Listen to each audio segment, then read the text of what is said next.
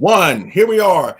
Yes, yes, yes. Welcome back, ladies and gentlemen, to Leslie Chambers Kaiju Reviews. Yes, yes, yes. On behalf of Summit Kaiju and on behalf of the awesome upcoming new collectible show, courtesy of the Kaiju Cast Collect All Monsters. Yes, yes, yes. And tonight we're talking about the big guys.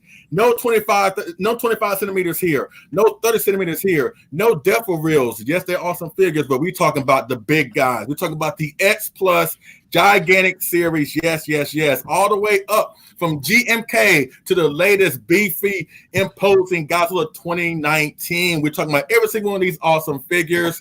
Yes, and we're glad to have you here on the show. We'll be joined momentarily by William Fett from the Godzilla Files. But until he comes aboard, let me introduce my wonderful co-host here. First and foremost, my beautiful wife, Sandra Chambers. Oh my God, it's so good to have you here. Thank you very much. How's it feel to be a part of this show? Oh, I'm excited. I'm so excited. Yes, I know where you land when it comes to. I know where you land when it comes to the gigantic series. You like the unholy, unstoppable, heathen Godzillas, but we talk about that later on. All right. Next, we have Jason Willer from AwesomeCollector.com. Thank you for joining us tonight, Jason. How are you, sir? I'm great. Thanks for having me on again. It's a lot of fun. Glad to be back. And of course, MyKaijus.com, another co-host on the upcoming collectible news show, Collect All Monsters. MyKaijus.com, John Ruffin. How you doing, good sir? Great. Thanks, Leslie, for having me on. And of course, my other great friend, the man that is basically our fearless leader on Collect All Monsters, excuse me. Yes, the guy that ran the most awesome podcast dedicated to Godzilla and all his rubber-suited foes. Man, I love saying that. I really do. The one and only Kyle Young. How you doing, Kyle, sir?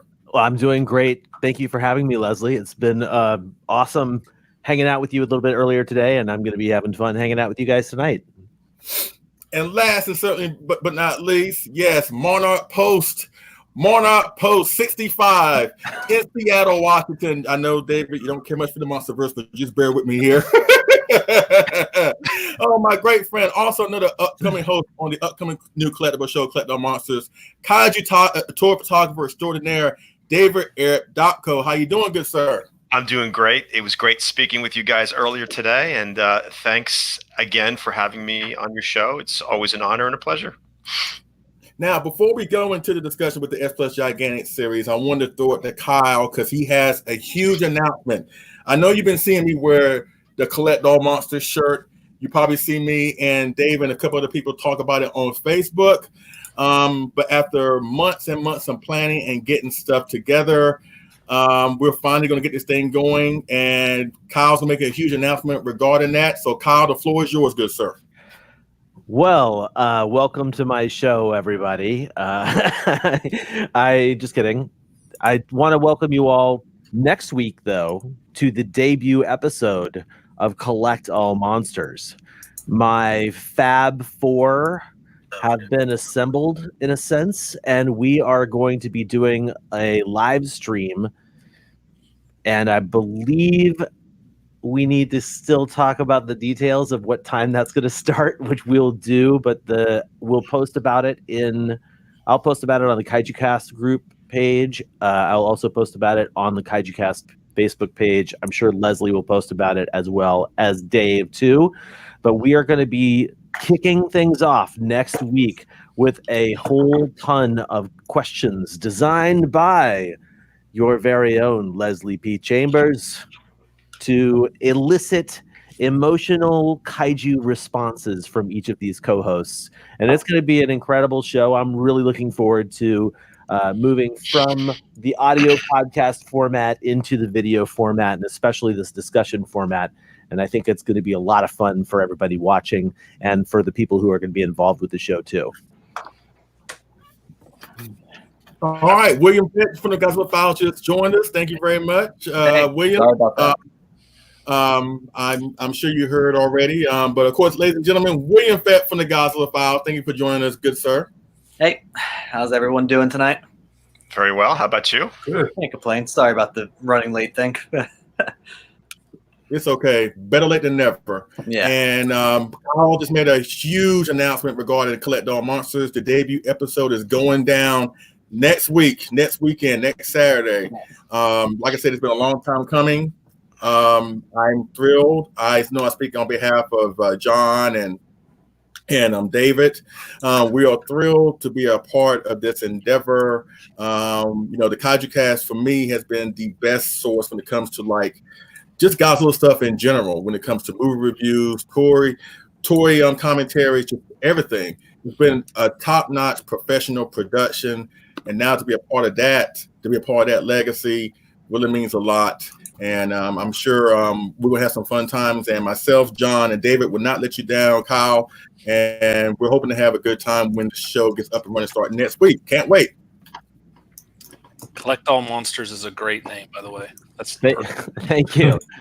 You know what's funny about it? I'll probably talk about this on the show too. But early on, like David and I were talking about the sort of the inception of the show and the idea for it, and I had this name that I was like this close to choosing to be the name of the show, and it was, in hindsight, just so ludicrously stupid.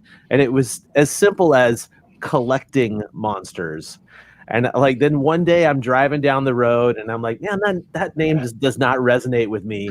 And I started just rattling ideas off the top of my head, and like the third or fourth one out of my mouth was Collect All Monsters, and it was like a freaking light went off in the distance, and I'm like, oh my god, it's perfect.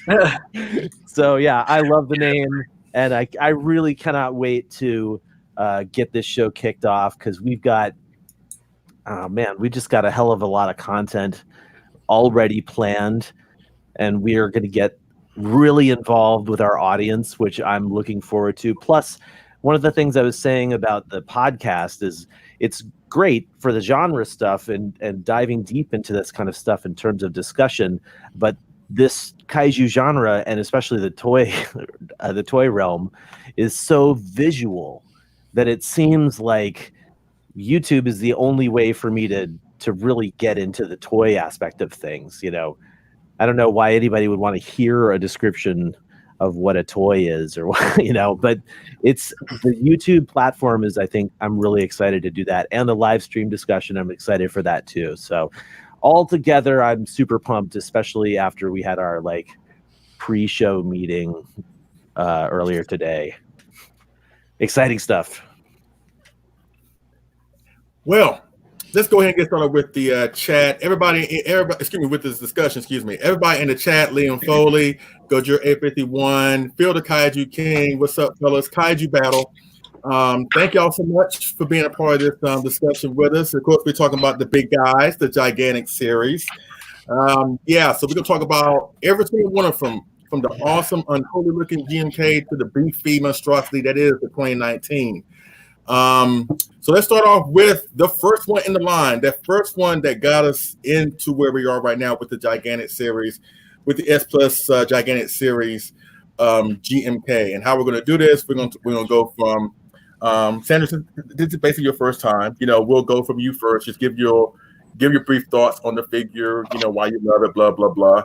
And then we go from you, and then we go to Jason, then we go to Kyle, then we go to John.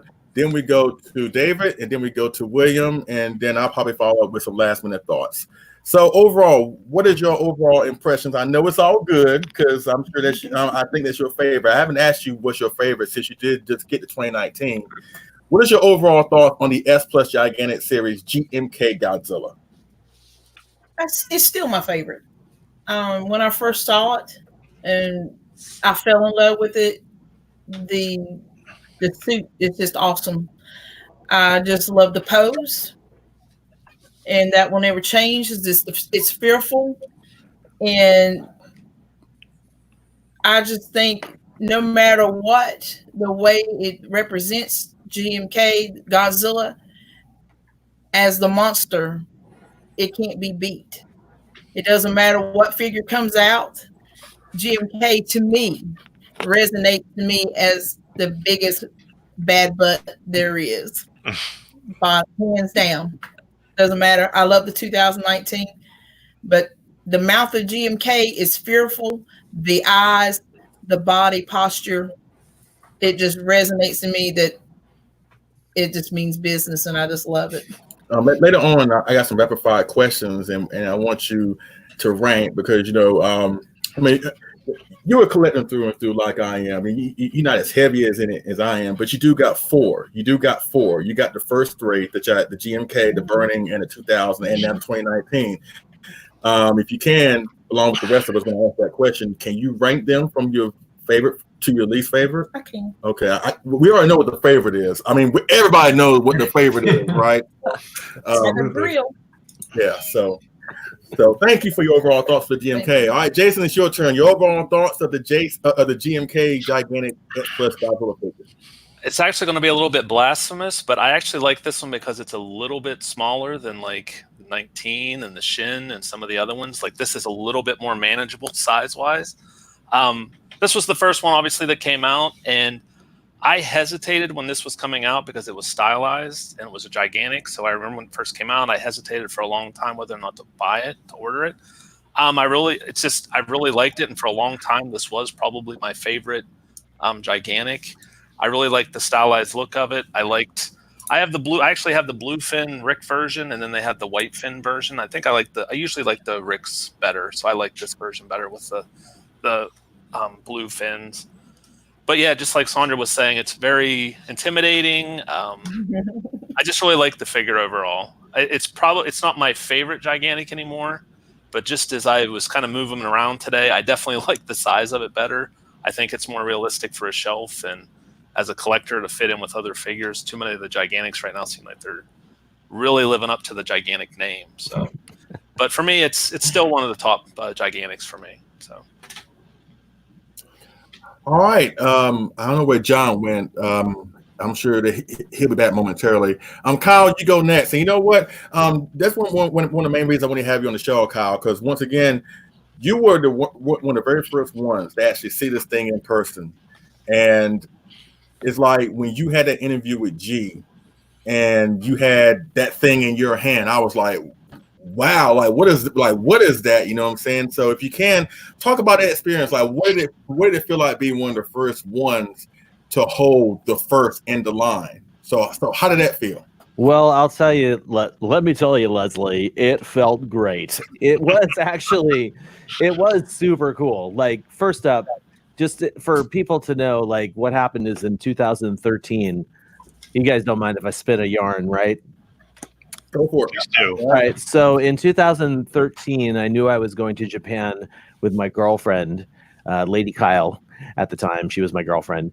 And so I just, on a whim, I was like, oh, I wonder if I email these guys and I tell them that I'd like to do an interview with them for the podcast or for the YouTube channel, if they'd say yes. And they totally said yes. It took some coordination, but it actually did happen. And what happened is I went down with a whole bunch of like little cameras and stuff like that, met up with Matsubara and G, and then we sat down. They brought out all of these figures, and then because they were having, what was it? It was like a bank meeting. They were having a bank meeting in their showroom, that because X Plus has a showroom. And actually, Leslie, earlier we were talking about the whole screen share thing. Check this out. Can you click on me? There's this, I'm trying to share my screen with you. Yeah, I think I can. Yeah. So that is the showroom at X Plus. David has also seen this in person. Yes, indeed. And it was absolutely a thrill to be there. Totally one of those like moments where I was like, I cannot believe what is happening right now. And then when we were setting up for the interview, they couldn't have that the interview in that room, so they actually brought all of these figures in. So if you ever watch that interview, all the figures that they put on the table, they all brought in to set up this whole thing to make it look cooler. And then they brought in this bad boy. And that is me taking a picture and sending it to John Stanowski from Kaiju Addicts. Like, super fast. I was like, oh, this is amazing. Hey, Matsubara, will you do this for me? And then he was immediately like online and everything. So it was really kind of funny that it happened that way. But it was astounding beyond belief to hold that thing in my hot little hands. I mean, honestly, it was like it was so cool to be there and to actually have the opportunity to see it before anybody else really had seen it. I don't think he had even posted photos of it online, or at least they weren't like the full version. And like, it was so massive. I totally remember when that photo showed up. I was like, no way, this guy is so lucky. That photo helped sell one of those to me, by the way. So. Oh man, it's a gorgeous sculpt too, and I'm a huge fan of that stylization, right? And so for me, that's what struck me as the difference between, you know, the 30 centimeter and the 25 centimeter that had come out previously, even though in a sense those are both a little stylized too. But this was such a departure from that suit accuracy. And it really struck me, especially when I asked G about it, and he said that the reason they didn't go for suit accuracy in the gigantic line is because they wanted to show how imposing and how terrifying kaiju can actually be. And I was like, whoa, well, you chose the right sculpt for the GMK Godzilla, because he's never looked more beastly than that sculpt. Yep. Absolutely. David, what are your overall thoughts on the X Plus Gigantic Series GMK Godzilla figure? So as I mentioned before, I absolutely remember when that picture popped up on John Stanowski's Kaiju Addicts, and I didn't think at the time that I would have enough room to display gigantic Godzilla figures in my collection. Boy, was I wrong about that. But initially I did pass on it. And as much as I like the sculpt and the dynamic pose and everything that you and Sandra have mentioned already, I did pass on it. And it wasn't until pretty recently when I guess it was Diamond that came out with, or was it Bluefin? One of the reissue companies put one out, and they had a special flash sale on I think it was Big Bad Toy Store, and I got it for just over $200. Wow. The reissue version of it, and I was totally stoked when I saw it, and it's a beautiful figure. The mold comes from an existing model kit that was out there for a while. I think Dell actually has a buildup of that actual model kit that was painted by Steve Saragioli. I'm sure you'll find that somewhere on the X Plus group if you want to see that. But I do own it now. I got it for a great price. I absolutely love it. And the most interesting thing I can say about it is my husband Keith came down, and he doesn't know what's in my collection room, you know, specifically. And he pointed to that Godzilla and he said, I really like that one. That one's so great. Which one is that now? And, you know, that kind of thing. So that made me feel really good that he digs it. So anything he likes, I'm totally like, I have a new, you know, love for it, because someone who isn't a collector can point out that he loves it. It's just a real special piece to me. So yeah, I absolutely love it. And I'm very happy that I do own it now. All right, John, you're next. What's your overall thoughts of the GMK? It wasn't my first gigantic. The first gigantic I got was the Godzilla 95.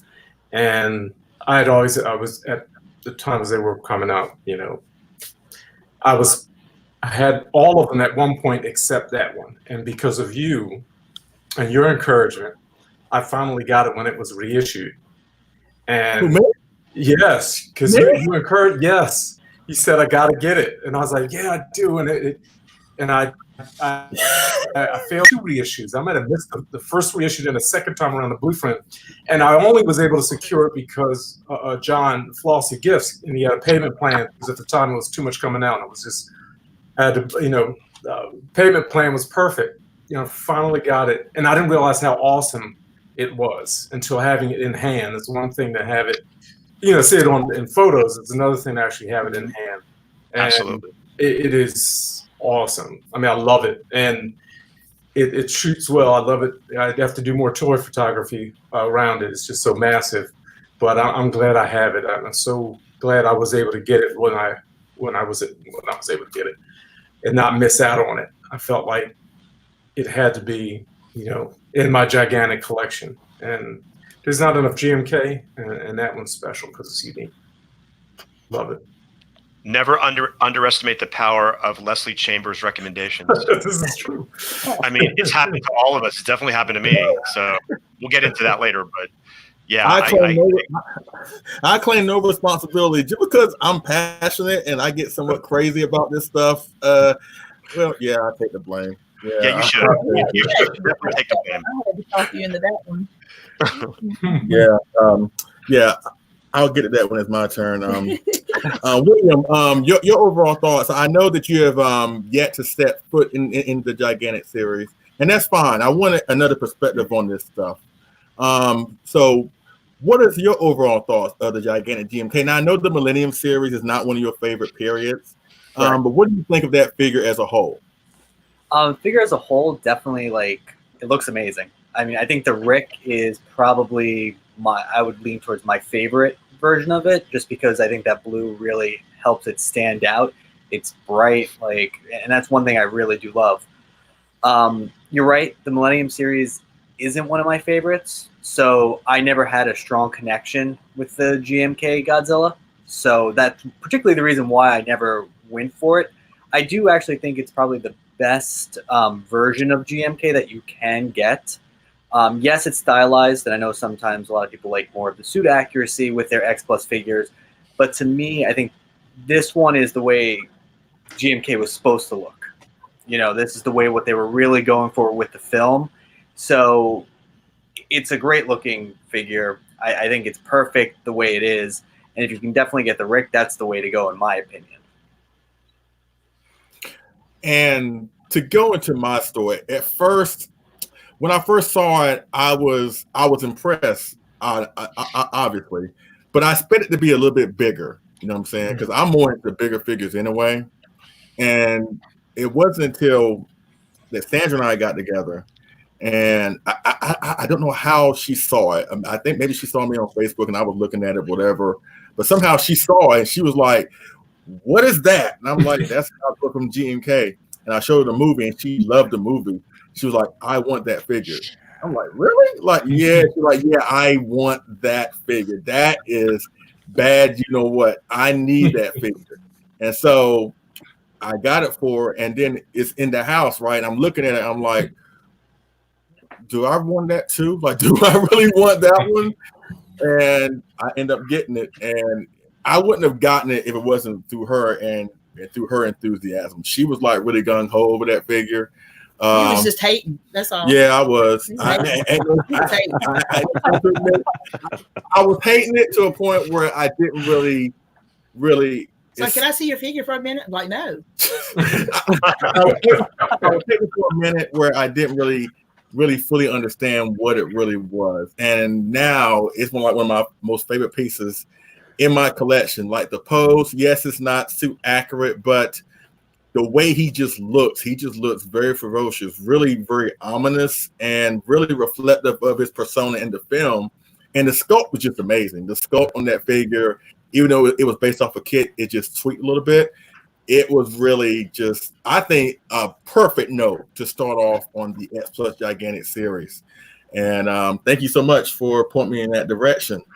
And so let's just move on to the second one. And yes, we're going to the year of 1995. Yes. The Death Godzilla, the Burning Godzilla, 1995 Godzilla, the Gigantic series, Desu Doji from Godzilla vs. Destroyer or Destroyer. I hope I said that right.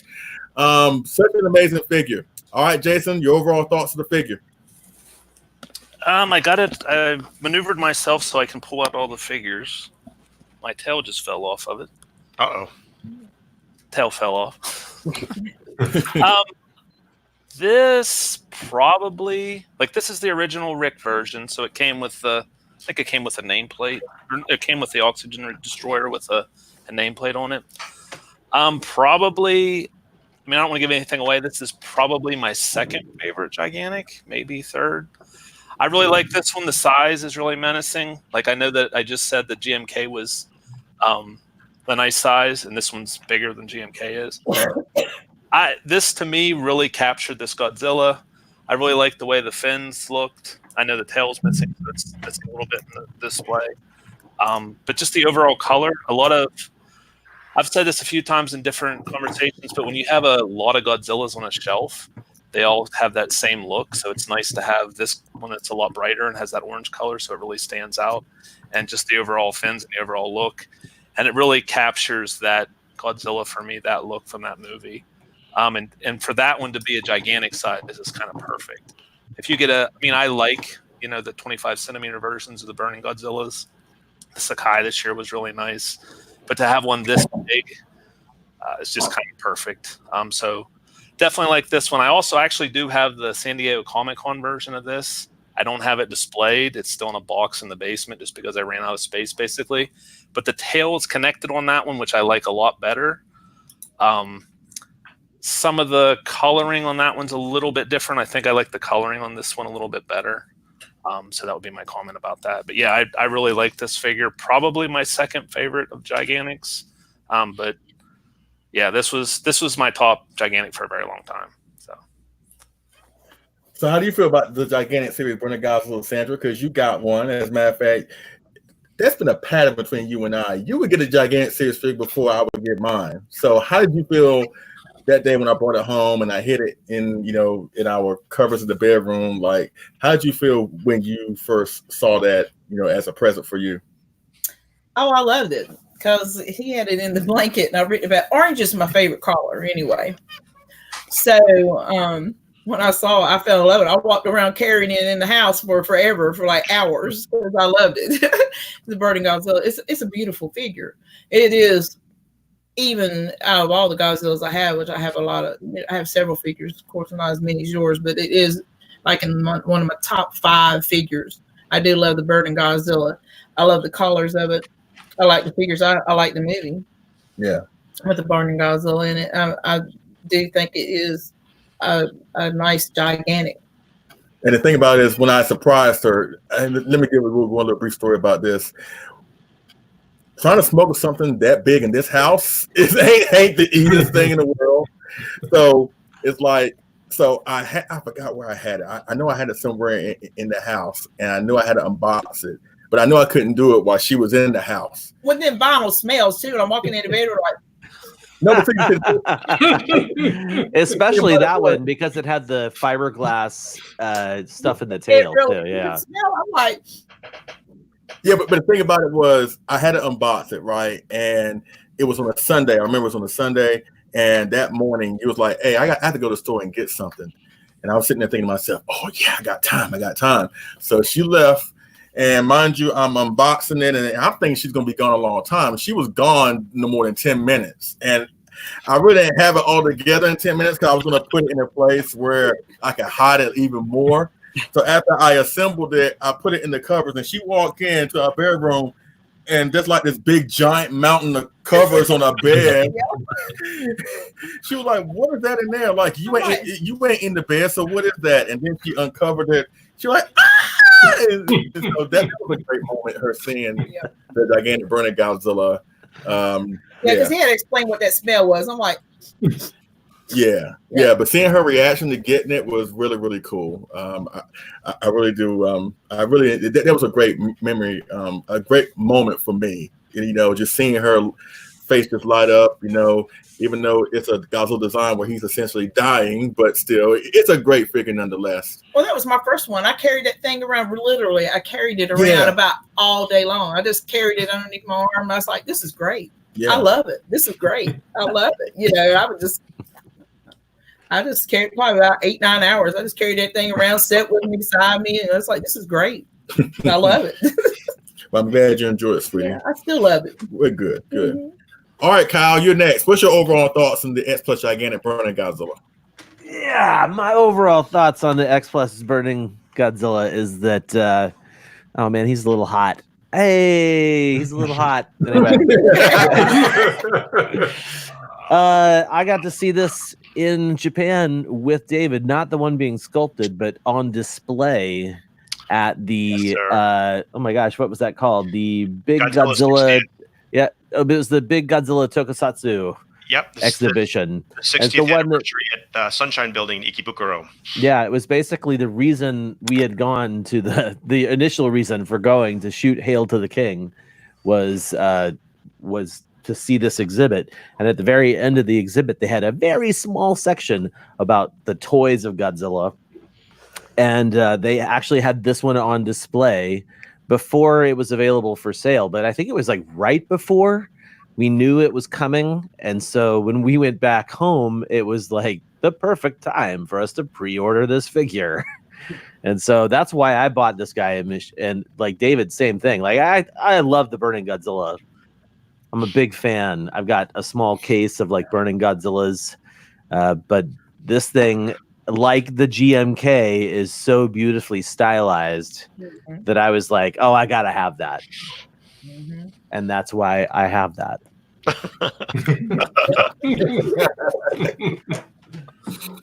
All right, David. Yours is a very interesting story because I know at first you didn't really pre-order it. You wasn't feeling it, but you got to see it in person in Japan, and that sways you. Am I correct? You were absolutely correct, and I can't believe you remember that story. That's great. Yeah, my story mirrors Kyle's almost identically, except for I remember it was up for pre-order right before we left for the Hail to the King trip in August.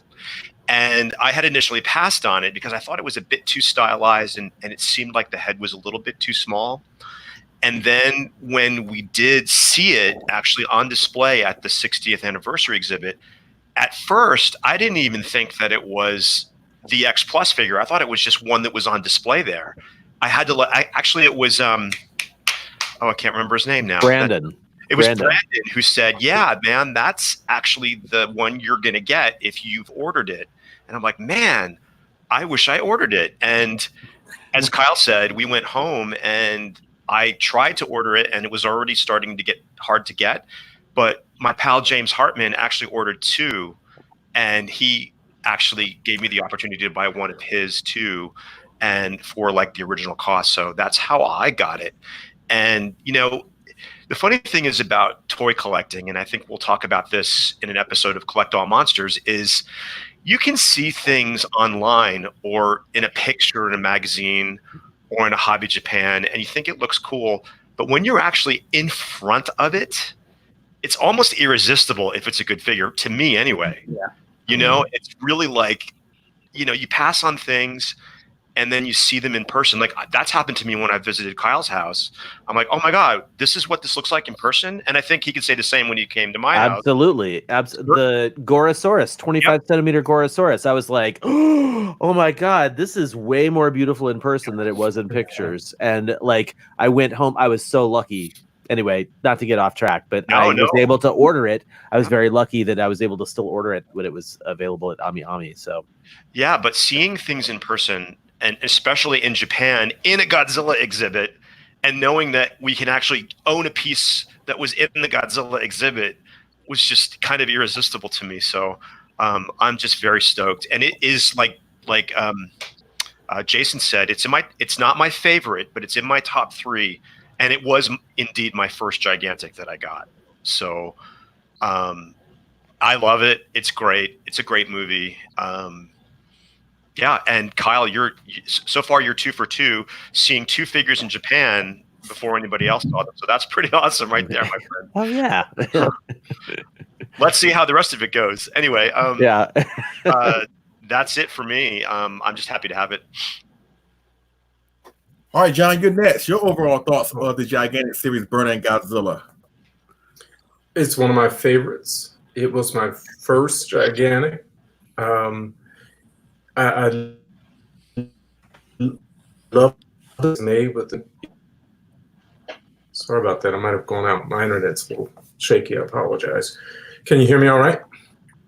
Oh, yeah. Yes. Okay. Just make sure. Okay. It's huge. Tail is large. It takes up a good amount of space. My only disappointment was I wasn't able to get the Rick version. So, I had been without the oxygen destroyer for a long time, and it was only until there was the 30 centimeter release, I think, that came with the Rick. That's how I ended up getting a oxygen destroyers with the green. Yes. So I don't have the 54, right? Was it with the 54? I forget. Green came Yes, with 54, I believe. maybe so. Okay. So I had the 95, but without the the oxygen destroyer, I just felt lost. But it's one of my favorites. Wait, I got to say something too, John. Exactly. I did not get the Rick. I got the standard without the oxygen destroyer. And on that same trip, Kyle and I saw the actual prop from the oxygen destroyer, one of the two. So that was in my mind, and I searched for it for a long time. No one was willing to sell it separately. Finally, I put my money where my mouth is, and I offered somebody a lot of money for one, and I've got one. Awesome. And I would love to have one in a little bit larger scale at some point, X Plus. So I'm just going to put that out there. That would be so cool. But yeah, sorry, I had to say that I missed out on the oxygen destroyer too. I don't actually like the way it's displayed, because most of the oxygen destroyer is hidden in that base, as cool as it is. So that's why I display it separately from that rock formation that it's in. Yeah, I think it would be great to have a gigantic prop series. Yeah, yes. Oh my God. Please. They're already on their way with that beta capsule, right? Yeah, this is true. Yeah. Please, your mouth to God's ears, my friend. Or G's ears. Or G's ears. Yeah, I was going to say, right? Hopefully he's watching. Right. All right, William, what's your overall thoughts of the gigantic series, Burning Godzilla? Is this something that you may want to get for yourself down the line? Is this the one that can push you over the edge? So this one came close because for a very long time I didn't have a Burning Godzilla, and going through everything, I was kind of debating. At the time, it was the gigantic, the 30 centimeter, and the 25 centimeter. Everyone kind of had different opinions on all three, but the general consensus was that the gigantic was the best way to go if you were looking for a Burning Godzilla. And I still think that's probably the case because the Sakai's weren't as well received. I know a lot of people do like them, but the gigantic still seems to be the one that everyone says is the best one to go with. So I came really close with this guy. I did finally settle on a 30 centimeter just because I was able to get it at such a great price, and it was a Rick, and it fit perfectly with my collection. But it is beautiful. I saw tons of photos of it. I saw it in New York Comic-Con a couple of years back. Someone was selling it for ridiculous price, but everything in New York Comic-Con is a ridiculous price. So, it looked amazing hands-on, but it was definitely one that I was heavily considering because when I got into collecting, the Burning Godzillas were pretty much gone at this point. There wasn't any around except for really the gigantics that I think were being reissued, or maybe they were just coming out at the time. So it was really close, but I actually decided to go with the 30 centimeter at the end of the day because I just found a good deal for it. Yeah, the gigantic Burning Godzilla was my first gigantic. That was the one that got me into gigantic series. It's kind of ironic that, you would think I would go for the GMK first, but it once again, it took my wife to convince me.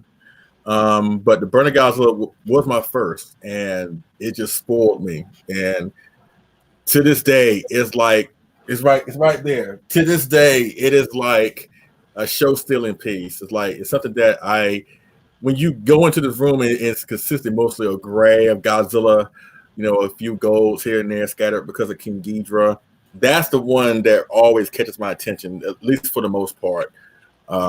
It's just a stunning piece.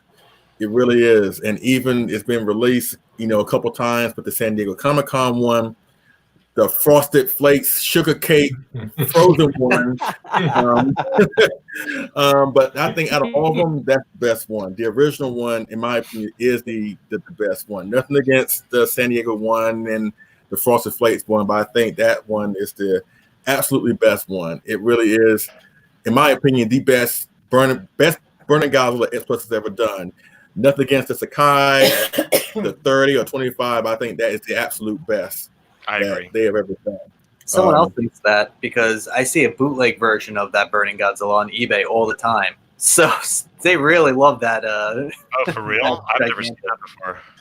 Yeah, Yeah. it's the same thing, but where the red patches and orange patches are, it's actually like more of like a goldish color. It's hideous. It's hideous, but It makes my stomach hurt looking at it.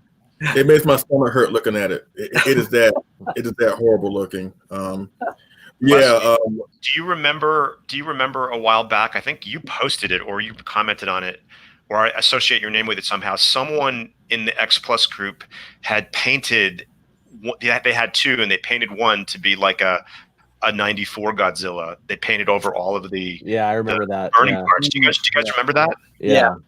It actually looked pretty cool. I did it photographically, like with filters and things, but this dude actually painted over the entire figure to make like a 95 Godzilla. So it was just pretty cool. I thought it was kind of a daring move, but I guess he did have two, so he was able to not feel too bad about it if it didn't turn out right. But Yeah, that was me. Wait, that was you? That was me. Yeah, I painted That was over. But then I sold it. Oh my God! Something I had no idea that was actually you. I knew you had something to do with it, or you posted it. Yeah. Oh, I bought three. One for myself, one for Sandra, and just an extra one that I want to repaint it. But I since sold it. I sold it to make some money to go to G Fest 1 year. Oh my God! I did not remember that far back. Yeah, it was trial and error. I think I did a good job, and I think you did a great job. I was impressed with it. Thanks. The guy said he wanted it. I was like, well, I don't really necessarily need it, so I just went ahead and sold it to him. So yeah, that was me. I thought it was a gutsy move. Yeah, it was. It just proved to me that, you know what, if I'm going to be doing model kits, I'll just call you, because I can do a lot of great things. Like, I can drive a truck and I can back a 53-foot trailer into a narrow alleyway, but I cannot make these figures look exactly like that. So that's why I'm glad I have friends like you, Steve Sarajoli, Mark Thangane. Thank y'all so much, because I suck at that and I get real frustrated. It's like, I try to do it. I really do. I know Steve Sarajoli said, you just got to practice. And I understand that, but I get real frustrated real easily. It's like, I try, I just get real, like, you know what? I just paid a guy a couple of dollars to do it for me. So, well, that was a lofty aspiration for an initial attempt. I mean, I can't even parallel park a Nissan Leaf, so whatever. I mean, I'm already in awe of you. I can't. I mean, I could paint a figure, but I can't go to the store and pick it up. Oh my God, that was awesome. Yeah, it's not fun sometimes. It's true. It's fun. I know what I can do. I know what I can't do, and that's just one of them. So, they kind of like breeze through some things. That way, we can go ahead and be done by like 8 o'clock. If you can, we can cover the 2000, but let's do it like this. If you can, describe the Godzilla 2000 Gigantic in just one sentence. Like, what's the best thing, or just what's the first thing that pops into your mind when you think of the X Plus Gigantic series, Godzilla 2000? Sandra, you can go first. Like, what's the first thing that pops into your mind? I'd go first. Oh my God, 2000. I mean, I really like the style of the dorsal plates on the 2000. Yeah, you can stab somebody with them. Yeah, I did. I like that suit. I like the dorsal plates of the 2000. Okay. All right, Jason, your overall thoughts in one sentence. Team Orange versus Team Purple. That was a thing that was running for a while. And, I can see you on Team Orange. So I'm Team Orange, and I got Team Purple later. I got a reissue because I actually think I like the purple one better. It's small. That's what I would say for a gigantic. It seems smaller than it's the smallest gigantic. So that would be my one sentence description. So, all right, now you up next. I would describe this in one sentence like this. The X Plus Gigantic Series 1999 is a figure that I do not own.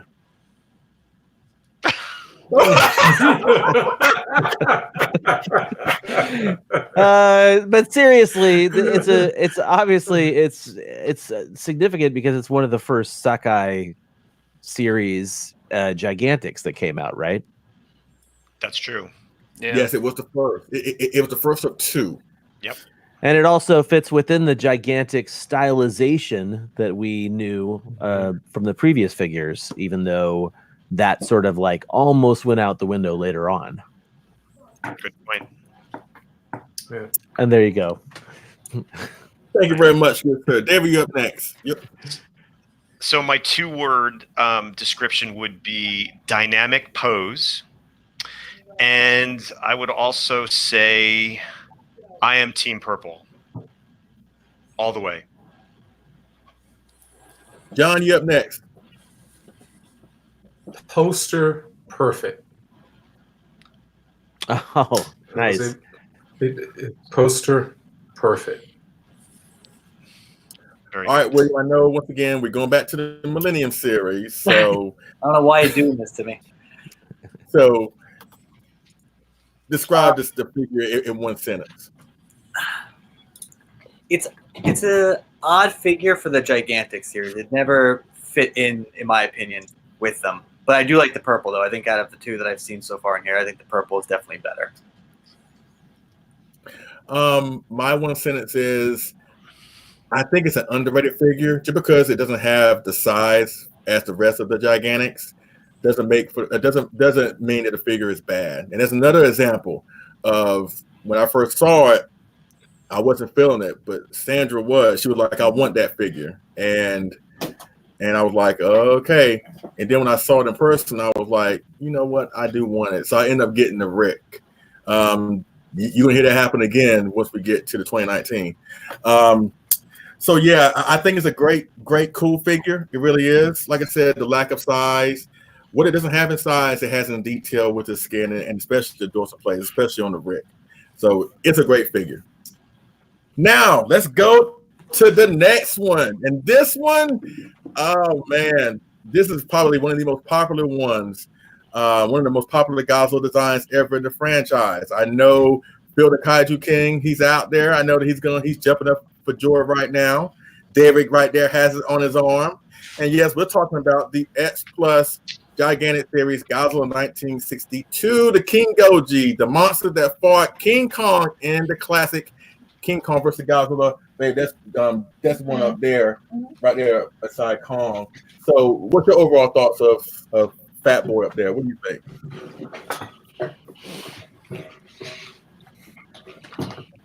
What do you think? I mean, it's a classic figure. He's not one of my favorites, but he is. I mean, it's a nice figure. I'm not. His eyes Don't do it for you. No, I mean I was just straight up honest. I mean, I do like. I mean, I like the figure, but it's just his eyes. I don't know. For my personal taste, as far as me just looking at him, as far as just looking at a suit walking in, I don't care for his eyes being right up there where his eyebrows are. Yeah, you know, he does have some of a goofy look. He doesn't have a serious look, especially like from the front, but from the side, from the profile view, he does look, menacing. But if you look at it from the front, he kind of like a mutated Muppet baby. Yeah. My thing with me, I always like to go for it. Oh my god! Gosh, mutated Muppet baby. I mean, dude, his eyeballs are right here and his jaws are right here. I mean, you know what I'm saying? Yeah, that's kind of like the charm or lack thereof. Goji suit. Well, okay, that's what you like. I mean, everybody. Everybody likes things special. That's why you like me, because not everybody likes me, but you like me. No, I love you. But everybody has their own taste of what they like, but it just doesn't speak to you. It doesn't resonate. It doesn't speak to me like it makes somebody else. I like the rest of the body, but the eyes just don't do it for you. From the neck up. Okay, I understand that. I'm good. It's fair enough, Sandra. It's a safe space. You can be totally honest here, because I laid it out there. All right, Jason, your overall thought of the 62. What do you think? This figure for me is like pure nostalgia. I watched King Kong versus Godzilla a million times as a kid, still today, but I love this figure. I completely agree with the goofy look and the face, but that's the charm. My wife, this is my Godzilla room. You know, I'm cordoned off in one room in the house with all the collectibles, and she doesn't comment too much on the figures, but she definitely has commented on this one, and she says, "Yeah, that looks kind of goofy. Looks like an alligator face or a frog face," but she definitely said she liked this one. It looks more like cartoony or something. I like this one. This is probably my favorite Shawa figure. That's a gigantic. I got the Rick version that has the blue dorsal fins. I really like that because it looks like it come out of the movie to me. That really seems like that really captures what it looks like in the movie. So yeah, I'm pretty partial to this figure too. I like it a lot. So, Kyle, what you think, good sir? Well, I'm not going to talk too much about this figure because I know David has a story about this figure that I also share, and I'm going to let him do that story justice. However, I will say I don't own this figure.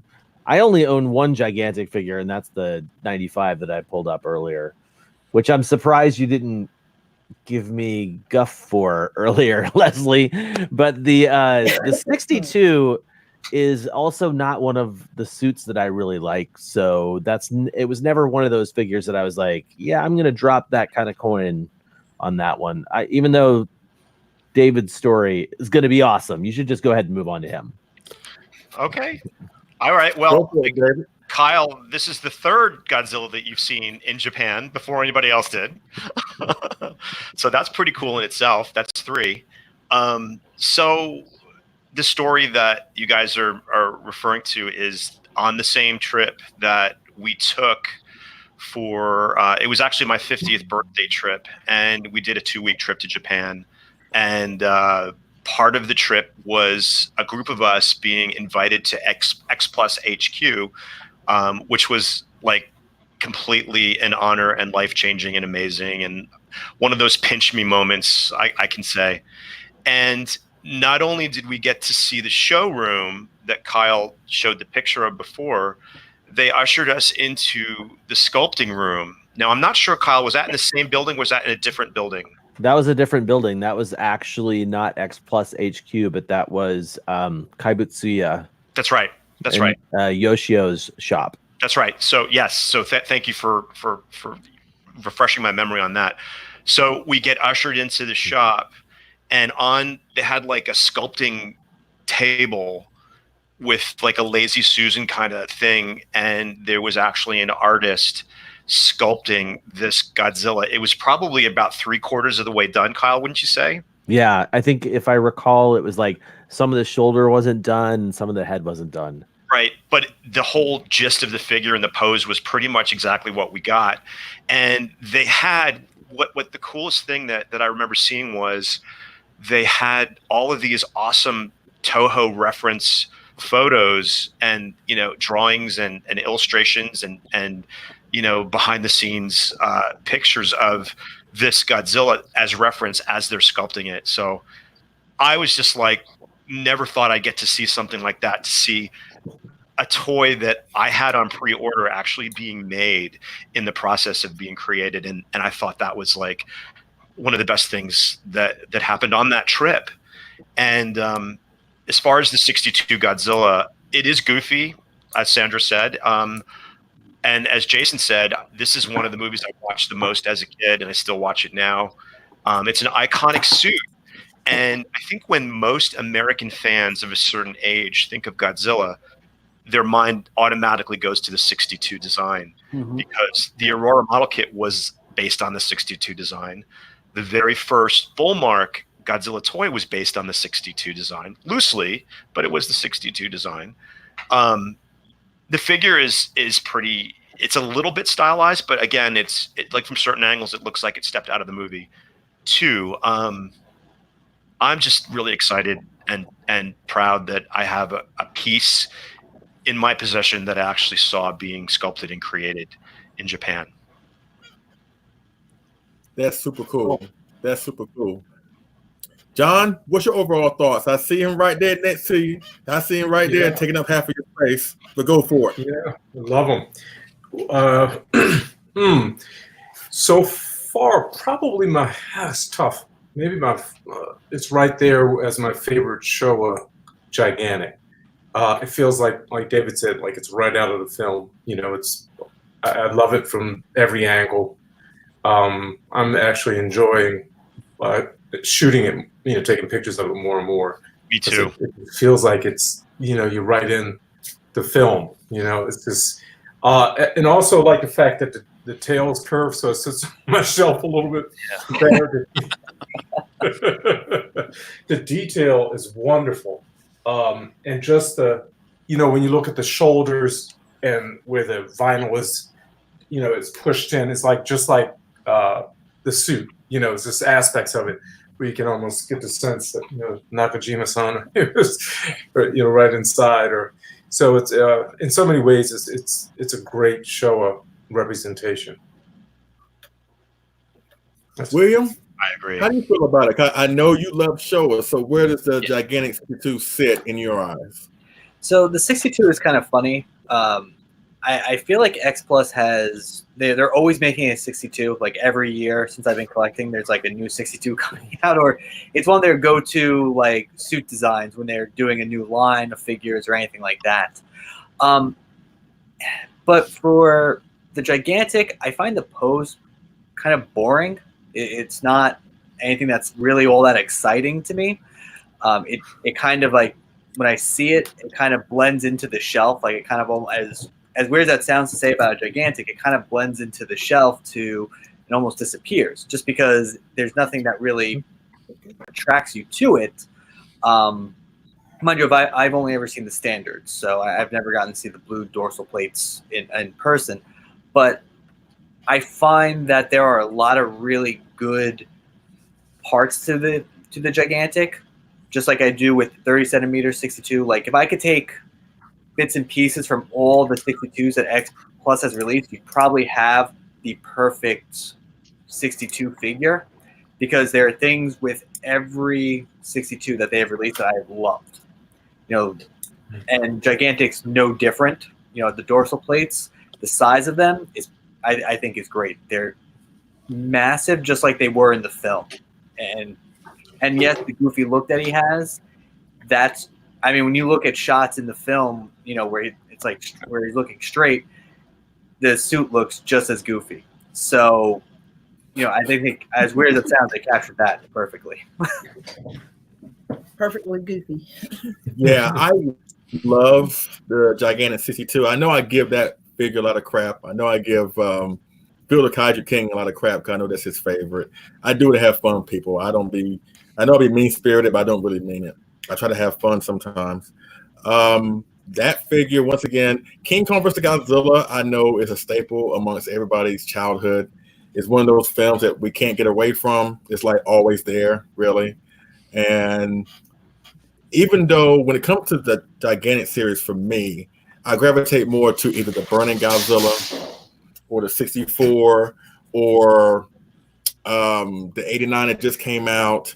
But every now and then when I come to my room and I see the 62, I'm like, you know what? That really was a great figure.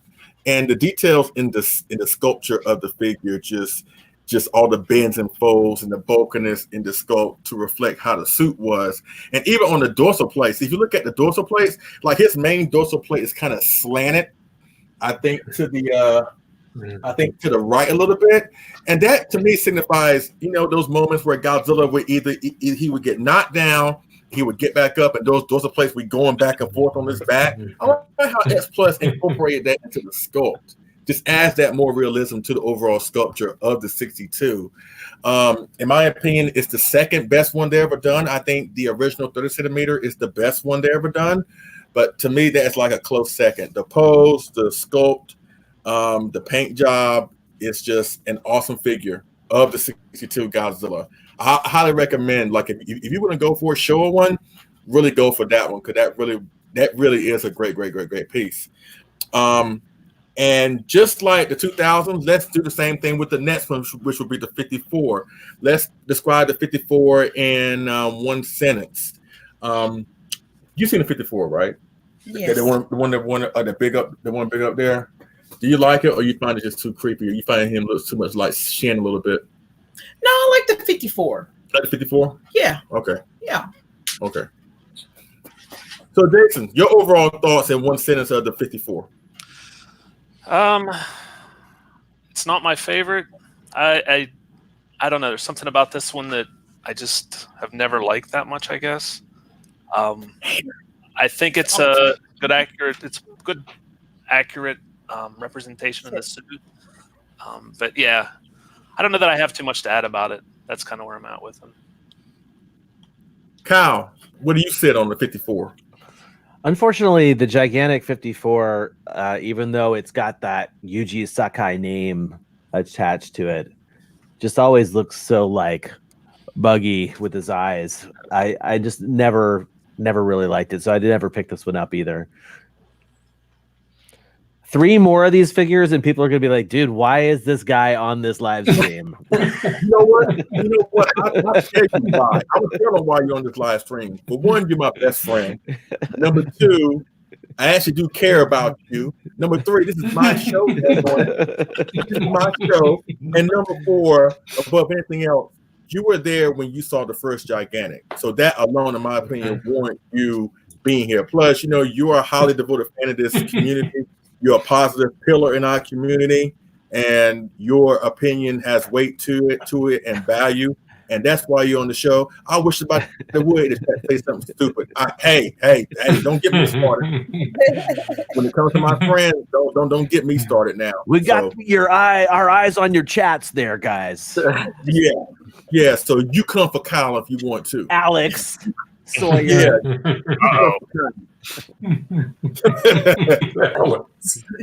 All right, David, how do you feel about the 54? So my sentence would be classic Shodai design, but I must agree with my fellow collectors when it's not the very best that it could be. I've photographed it from many angles. In some angles, it looks fantastic. In some angles, it doesn't look so fantastic. So I just think that it's basically for a purist who loves the Shodai Godzilla and someone who just really wants to have a big representation of the very first Godzilla suit that was ever produced. And the sculpt is a little bit loose. It's not quite as tight. I mean, you compare it to the 62, where the folds and creases in the skin are just so obvious and so intentional. This one's sort of a little bit phoned in. Having said that, I do not regret having it. I'm glad I have it. A lot of people don't have it, and I think it's kind of hard to find nowadays. And as long as he's displayed from specific angles, he looks pretty good. That's it. Agreed. John, how do you feel about the 54? Near perfect. I'm glad I have it in my collection. I love Shodai. I think the sculpt overall is good. I think it just lacks some weight and some thickness, especially from the front in certain angles from the front. The 25 centimeter Sakai is like awesome. That's and yes, I wish it just had that width in the front. Certainly just needed a little more something in terms of its width. Other than that, I mean, it like David said, some angles to shoot it are just fantastic. It's just asking for it, and I do love the detail in the face and the ears, and the dorsal plates and the tail. So overall, I mean, I'm happy to have it in my collection. Don't regret having it. Okay, just to expand on what John said real quick, the 25 centimeters, I'm sorry, the 29 centimeter to be exact, Sakai version looks just like the suit that we saw at the Subaraya Museum and that Kyle saw at the Godzilla's birthday. It's almost an identical replica of that suit and that design. It's flawless. If you don't have that, people, and you're a fan of the 54, please pick it up. Even down to the fact that the dorsal plates have the sort of grayish black dots on them, pattern on there, and a lot of people weren't happy with that. But that's actually the way the suit looked. It definitely the one that we saw in Japan, at least anyway. And if it's in, that's probably one of the top 5 Godzilla figures that X Plus has ever released, in my opinion. So I just wanted to expand on that just a little bit. And I wish that was the gigantic instead of. I wish they swapped it out. But. So, William, what's your overall thoughts of the 54 gigantic? So this was the one I was worried about because to me this is the worst gigantic out of the bunch, and it's relative, but to me it's the bottom of the. I think, as David said, they kind of phoned it in. It felt like low effort. They knew people would probably want a 54, so they just kind of created it real fast. There's nothing all that exciting about it. Never made me want to go out and get it. But yeah, it's definitely one that I never once had interest in, and not really for me at least. The 54, it's a good piece, but it could have been great. The price that thing went for what we got, in my opinion, wasn't justified. Especially when you put the Sakai name to it, there's an expectation that you think you're going to get once you get the figure.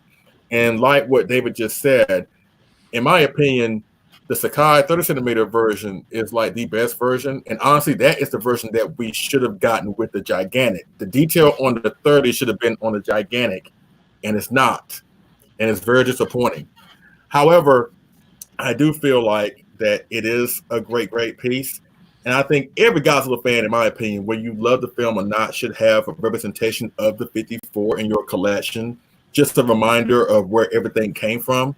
A lot of people tend to forget about that. A lot of people tend to love the superhero Godzilla or the fun-loving Godzilla or however they came into the hobby Godzilla if it's not the 54. But I still think a representation of that suit, the granddaddy suit, I think the best one is the 30. But if you can't get that one, and if you can find the gigantic for a good price, I think that would be a good way to go as a representation of the 54. It's not great, but it's good, and it could have been great, and it's very disappointing that it's not, but still a good piece to have nonetheless. You want to find out the rest of them? Say what?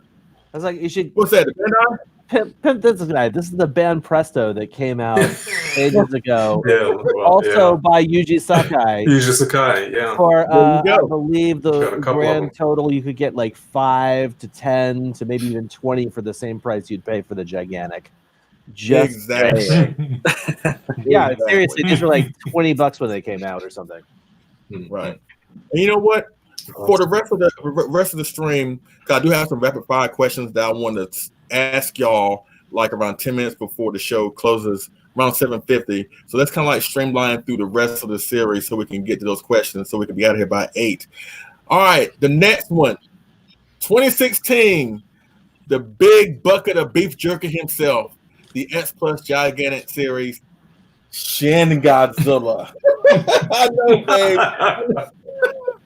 I know he's not one of your favorites. What's the overall thoughts of just describe it in one sentence, the overall thoughts of Shin Godzilla?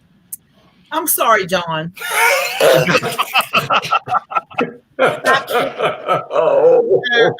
I much respect to you. I just can't. I still can't.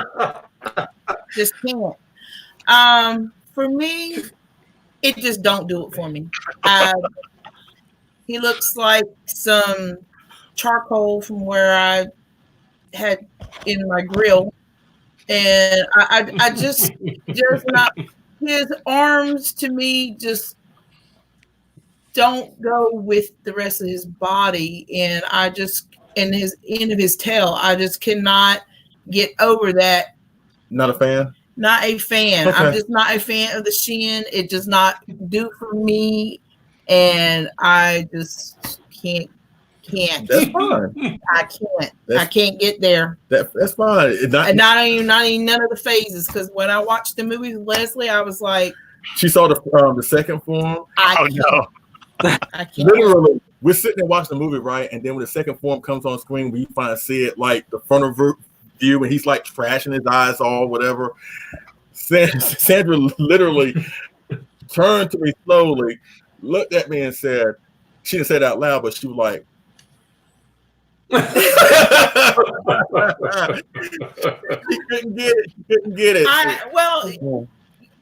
And just to touch on the movie real quick, I really think too, not necessarily even the Shin, even bringing the movie. I think if we didn't have that closed caption and we had to do the closed caption reading subtitles the whole time, that kind of killed it for me too.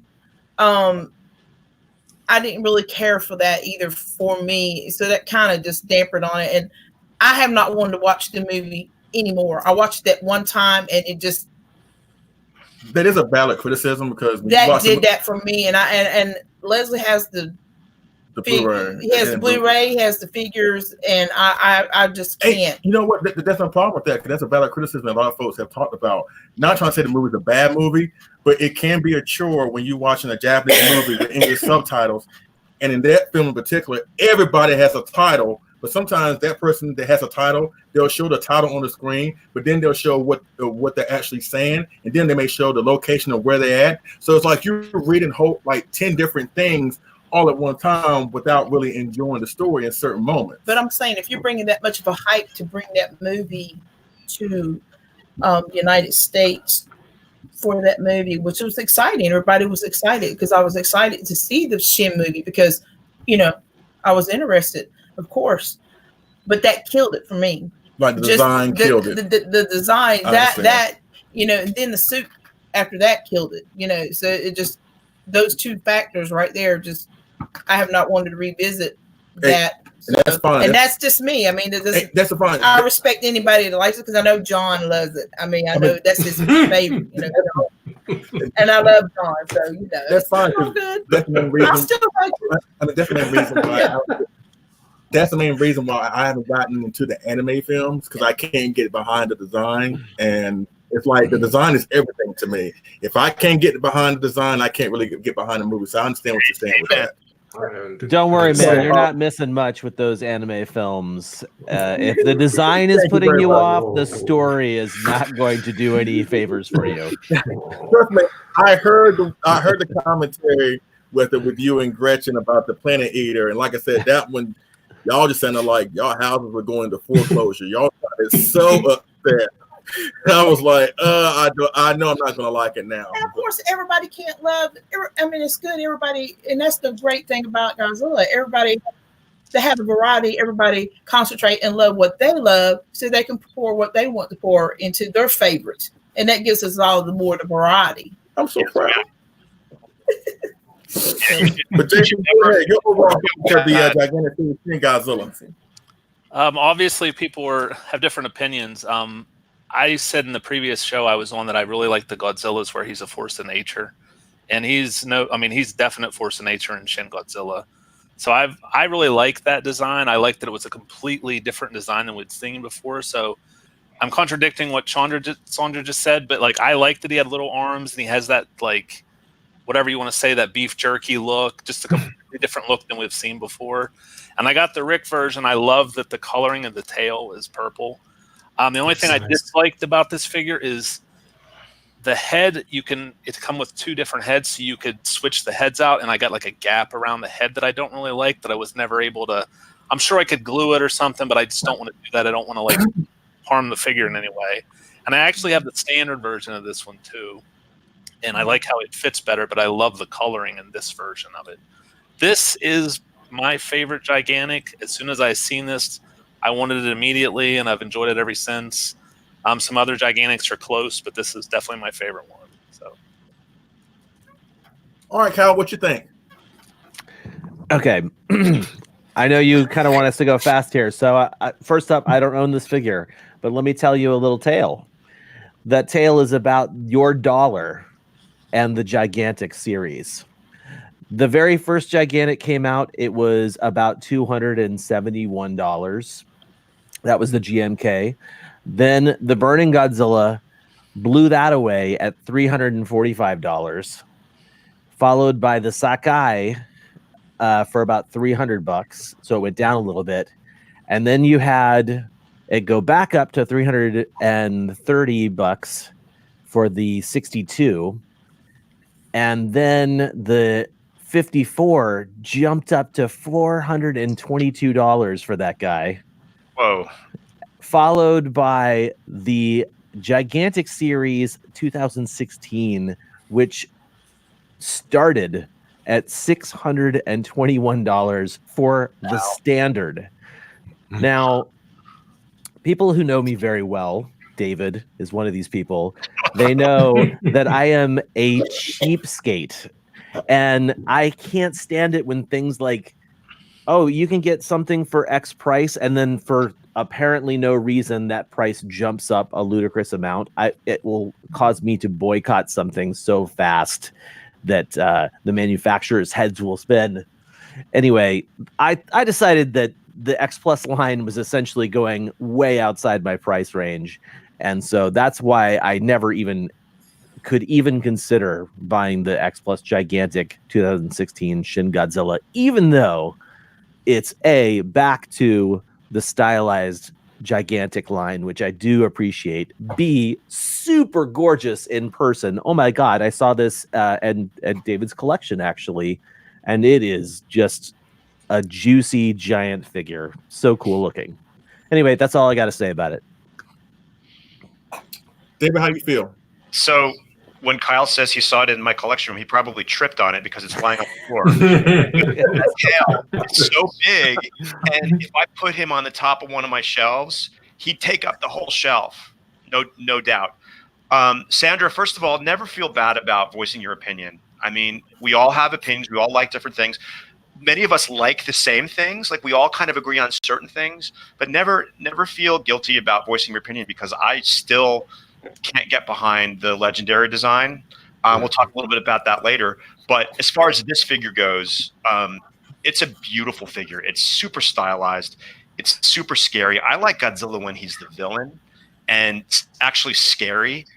He is a force of nature, but he's actually pretty scary too. Like I think it was Shinpei Hayashiya, Kyle, that whispered in our ear because he had seen the design, and we asked about what it looks like, and he said it looks like zombie Godzilla. That's what he said to me. And I was like, well, zombie Godzilla, what does that mean? And sure enough, it kind of does look like a zombie Godzilla. Like he's resurrected with the muscle and the sinew and all that stuff.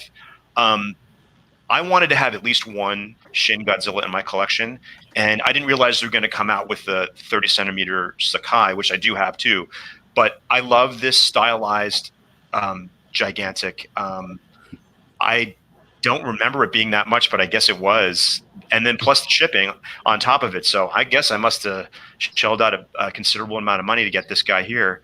But he's a beautiful figure, and I'm happy to have him. But Sandra, the funny thing is, Keith, I made Keith go with me to see Shin in the movies. And when he saw the Kamada-kun 2, he turned to me and he also said, and he told me in not so many words, I never want to see that movie again. Don't play it while I'm home. All the nuances of what John Ruffin explained it to me, and he's like, that's all fine. I don't want to see it again. So he is definitely a fan of the Shin Godzilla. I don't really know about the design, but the movie, no, absolutely not 100%. I like the movie a lot. I think that as much as it needs to be in there, the seemingly endless committee meetings could be cut in half and still be effective. Although that was part of the parody of or the nuance that they were trying to convey, is that everything would be in an endless meeting to figure out what to do about this monster. But it's definitely not conducive to exciting, monster movie viewing. I got to be honest. And I just think that, the first half of the film was great, amazing. And then once he froze, the rest of the film kind of went down for me. but it's a polarizing film, just like the legendary ones are. I happen to be on team Shin, if I'm comparing the two of them. But getting back to the figure, it's amazing. I don't know where I'm going to put it. It doesn't fit anywhere. I think he might have to live on the floor permanently. And I don't know. I'm happy to have him, and I'll never sell him because no one's going to want to pay the shipping to get this guy to their house. So if you want him, if I do sell him, you got to come pick him up.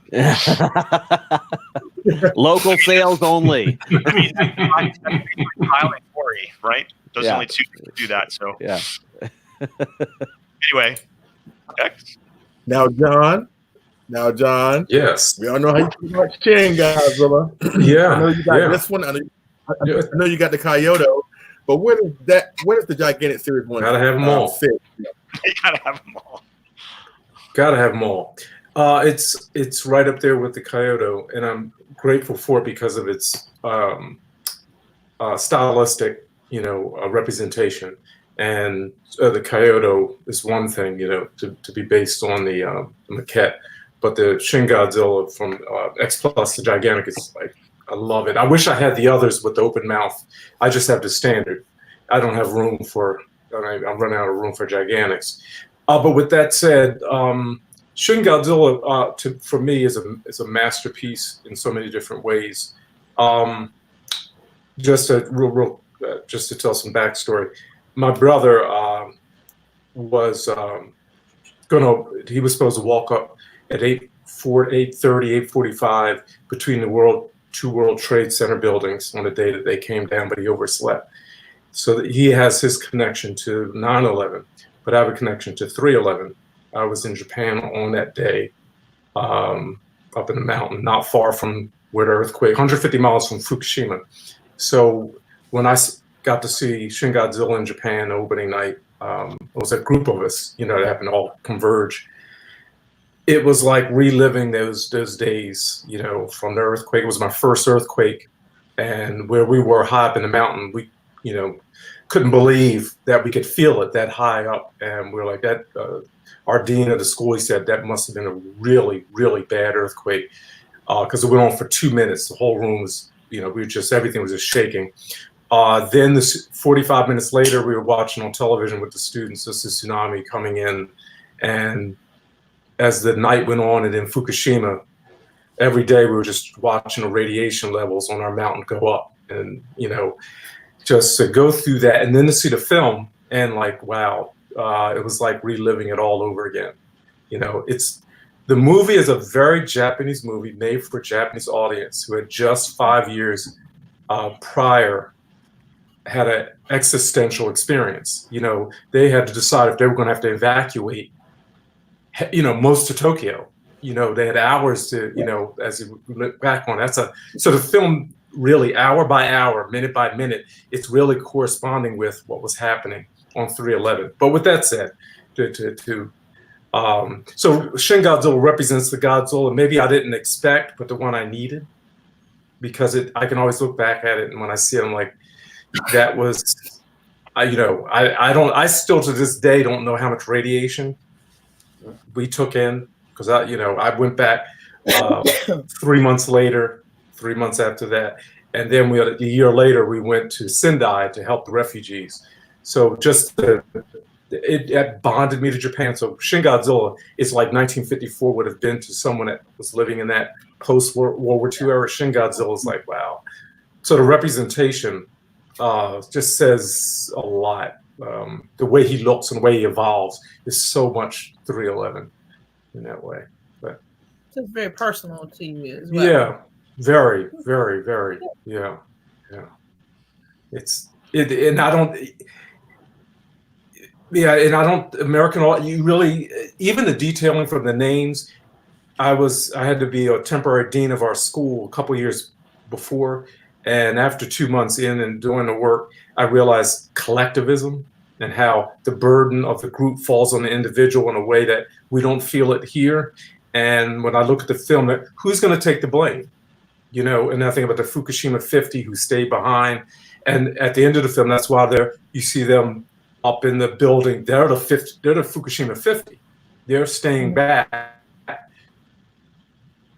and stop this Fukushima nuclear Daiichi power plant from destroying all of Tokyo. I mean, so it's really it's a brilliant film, and Higuchi-san, he has some really important remarks about how they felt as that day was on, so it's a very Japanese film, and like 54 is. It's really tied to a real historical tragedy. Yeah. Okay. Thanks for sharing. That's very enlightening. Thank you. So, William, how do you feel about the special gigantic series Shin Godzilla? I like the Shin Godzilla movie. First off, it was something very different for a Godzilla film, which I think was desperately needed. It was a different take on Godzilla.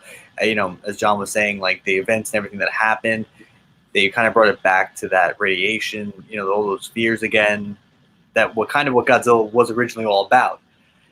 So I really liked the film. I saw it in theaters when it was playing here in the United States. It kind of had a small run and had all the subtitles and everything else like that. But as much as I really enjoyed this film, I didn't have a strong connection. And I think part of that is because, once again, John, this is definitely a very Japanese film. It's, even older Godzilla films in like the Showa period, they were kind of to appeal to everyone. And if the film didn't appeal to a certain group, they would edit it and make it appeal to people in that general area. So this one, you're almost like an outsider looking in. So I didn't have this strong connection. I don't have any Shin figures at all. And it's just because I try to collect what speaks to me and what I have a connection with. So, that's really the only reason why. Other than that, the figure, both of them, whether you get the standard, which is the red one, or the Rick, which was the purple one, if I remember correctly, they both look phenomenal. I think just the coloring alone and how they did everything with the paint apps, where the red and the purple all kind of like bleed into the black, it's a stunning piece. It truly is an amazing looking figure, an X Plus, probably one of X Plus's best works, hands down, of any figure that I've seen in a long time. But because it didn't speak to me all that much, I decided to pass on it. The Shin Godzilla gigantic, even though it was an expensive acquisition, I'm still glad I got it. And it's one of those designs where I enjoy it, but I don't enjoy it where I need multiple representations of it. That one is probably like the best one I think they have ever done, and I'm not going to be going after any more Shins. It really is an impressive piece, and it proved that, if you thought the Burning Godzilla was big, if you thought the 62 was big, they can go bigger, and they have gotten bigger since then. Because I think the 2019 is somewhat bigger than Shin, which is crazy when you think about it. As far as the movie, I enjoyed it from a standpoint where it was very, very different. A stark contrast to the 2014 film. Let's face it, Shin Godzilla was made in response because 2014 did good. But when you look at 2014, we see that story before, Godzilla being somewhat of a heroic figure taking on two enemy monsters. Shin Godzilla was so different. They took it completely the other way, and I think it made for a brilliant film, even though I'm sure it alienated some Godzilla fans. Sometimes that's what you have to do. When you have a character that's been around as long as Godzilla, 65 years, you can't keep doing the same thing over again. Mm-hmm. And what I love more about Shin Godzilla, I think the beauty behind Shin Godzilla, it's the fact that they were bold enough to take risks and go into a risque direction with the character. And that's why I enjoy the most about Shin Godzilla. I'm more a fan behind them going into new directions with the character. I'm more of a fan of that. With that being said, I love the figure. Also at the same time, I hate to say this, Phil the Kaiju King, they should leave it at that. No sequels. I'm sorry. I think that film is powerful enough. It doesn't need a sequel. It's fine on its own. It's fine, but that last shot in Shin Godzilla, sometimes it's fine to have open-ended questions to movies. Godzilla's Destroyer comes to mind. Gamera 3 comes to mind. Gamera 3, that's right. Yeah, I was going to say that, totally. So it's fine to have movies that end on a questionable note, or like the Dark Knight Rises, but yet it's up to you as the viewer to come up with your own interpretation of what happened after that point. You know what I'm saying? Not trying to say, it'd be a bad thing for Shin Godzilla to have a sequel, but I think that Shin Godzilla is too powerful of a film that it doesn't need a sequel. I'm of that opinion. You know what? I'll tell you what. Let's go into the rapid fire questions. Of course, we're skipping over the 64, the 89, and 2019. They're all awesome figures, but in order to end the show on time, I do have some rapid fire questions that I do want to ask these guys. And please give me your honest opinion. I got like 10 of them, at least 11 of them. And if you in the chat can hear me, you can also post your answers into the chat. That way you can be part of this rapid fire discussion, whatever. Okay, babe, we'll start with you first. In your opinion, which gigantic has the best looking sculpt?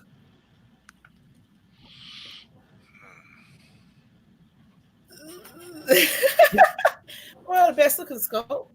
Yes. It's probably gonna be GMK. GMK? Of course. Okay. GMK for Sandra. Jason, the best looking sculpt of a gigantic. I would say the Shin Godzilla, the first Rick version. I like the best. Kyle. GMK all the way. I don't know why he asked me that question. Setup question. David, what about you? I'm going to have to go with the standard Shin Godzilla. I think it's just an incredibly detailed, nuanced sculpt, and nothing compares to it. John. I'm just so I don't do the Shin, I'm going to do the 62 because I love the depth and detail, the texture of the skin, and everything about him. William. I'm going to go with Shin as well. I actually think it's just an amazing piece.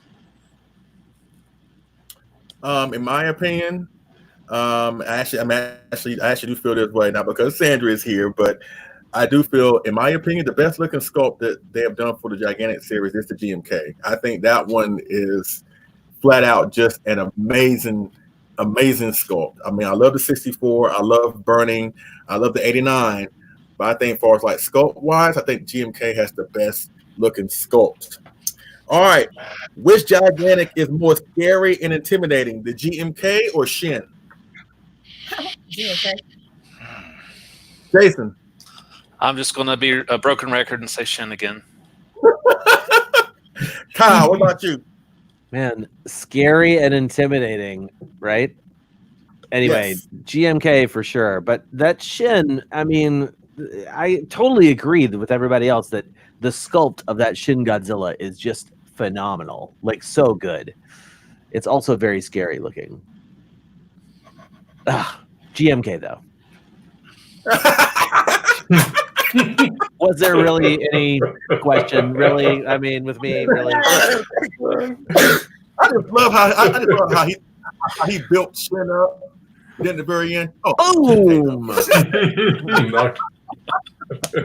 Oh my God! All right, David, you're up next. That's a really tough call because they're both the epitome of imposing and scary. I'm going to have to give it a tie. I'm going to go outside the box and give it a tie, man. They're both pretty badass, scary figures and sculpts and actual monsters too. John, how do you feel? I'm all in for Shin. Imagine that. You just said it because it rhymes. No, I'm just kidding. I'm just kidding. How'd you know? William, go for it. I'm going to say GMK. Definitely. For me, the most intimidating one, the scary looking one, is close, but I'm going with Shin on this one. I just think that he was like Freddy Krueger on steroids. All right. Which gigantic is more imposing, the 89 or the 95, in your opinion? What do you think, babe? The 95 or the 89 beside Balante over there? I'm going to go with the 89. Okay. Jason, what do you think? I think I'm going to say 89 too. I really like the sculpt too. So Kyle. I've actually never seen the 89 in person, so I could not say for sure. You didn't see it over here? Did I? You did. Oh, yeah, I must have. I guess it's not as imposing as everyone thinks. So Evidently not. the 95, all the way. David. Just because I think it's figure of the year, I'm going to have to go with the 89. John. 89. It's impressive in person. Much more impressive in person. Most impressive. William. I'm going to go with 89 just because it was the closest I've ever been to buying a gigantic. This was another one, a close one. I look at 89. I'm still going with Burning. I think with him, his mouth being wide open, his mouth and his eyes all wide, he's just looked really full of rage. So I think he's more imposing. His thickness kind of like gives more credibility to him being more imposing. But I do love the 89. But I say between the two, the 95 gets it slightly. All right, which gigantic has the best looking dorsal plates? Which one? Which one has the best looking dorsal plate on his back? Which gigantic? Yeah. Oh, shoot. Jesus Christ. GMK. Okay. Jason, what about you? 62 Rick. I love those dorsal plates. Looks like right out of the movie. Kyle. Okay, I completely agree with Jason that the dorsal plates on that Rick 62 really do look like they are right out of the movie. Like, and the sculpt of the 62 also is just so movie accurate. And I have not seen this one in person though. The photos online, however, have blown me away. The Rick version of the 2019 looks so amazing, at least from the photos I've seen. I hope that figure looks as amazing in person. I think that probably has the most impressive paint job of dorsal plates, at least. David, what do you think? So I'm going to have to go with another tie. I'm going to have to give the 62 and the G2K because, as I've said many times, I feel that the G2K is an updated version of the 62. So, in other words, if the 62's dorsal plates were to morph into a modern design, they would be the G2K. So I'm going to give it to both the 62 and the G2K gigantic. John. I would go with the Shin Godzilla dorsals. William. I'm going to go with Godzilla 2000, the purple ones. I think those look amazing. That's great. The 2000 get some love here. You know what? That's my answer too. I think the Rick version of the Godzilla 2000, those burning dorsal plates, they look really, really good. I think they're the best ones that they've ever done. All right, next one. This was kind of personal to me. I got to ask anyway. Which gigantic had the potential to be more than what it was? The 54 or the 64? Whoa. Wow. Boy, you got these tough ass questions. Yeah. This is a good one. Jason, go ahead. I'm going to say 64. I can't really put my finger on it, but something like the 30 centimeters 1964 Godzilla probably is my favorite X Plus figure of all time, maybe. When I first seen this, I thought I was going to get a larger version of that. The Rick version has the blue dorsal plates, and it also has the interchangeable jaw, which doesn't seem to fit right or is off. And something about the front just doesn't look right. So I'm never really disappointed when I get an X Plus, but I think this could have been better. How about you, Kyle? Well, I have to say, the 54 Godzilla, I was never really ever in danger of pre-ordering that one. But the 64, as soon as it was announced, I was like, whoa, dude, a gigantic 64? I gotta get that one. I absolutely love the suit. And then when I saw the photos online, I was like less and less enthused about it. And then I eventually, I mean, not even eventually, it was very quick. I just decided, no, I'm going to pass on that. So unfortunately, I think the 64 had the more potential for being like iconic. Like who just said, was it you, Jason? Somebody said that the 30 centimeter version of it's like, it is going to be on people's best figure of all time lists for a long time, that 30 centimeter X Plus version. And so this gigantic felt like a real big letdown in terms of the sculpt. David, go for it. So yeah, I'm gonna, have to go with the 64. So much so that I actually sold mine. I did get the Rick, and the mouthpiece never really closed all the way, so I had to modify it. Which you shouldn't have to modify a figure that's expensive. I'm sorry. Agreed.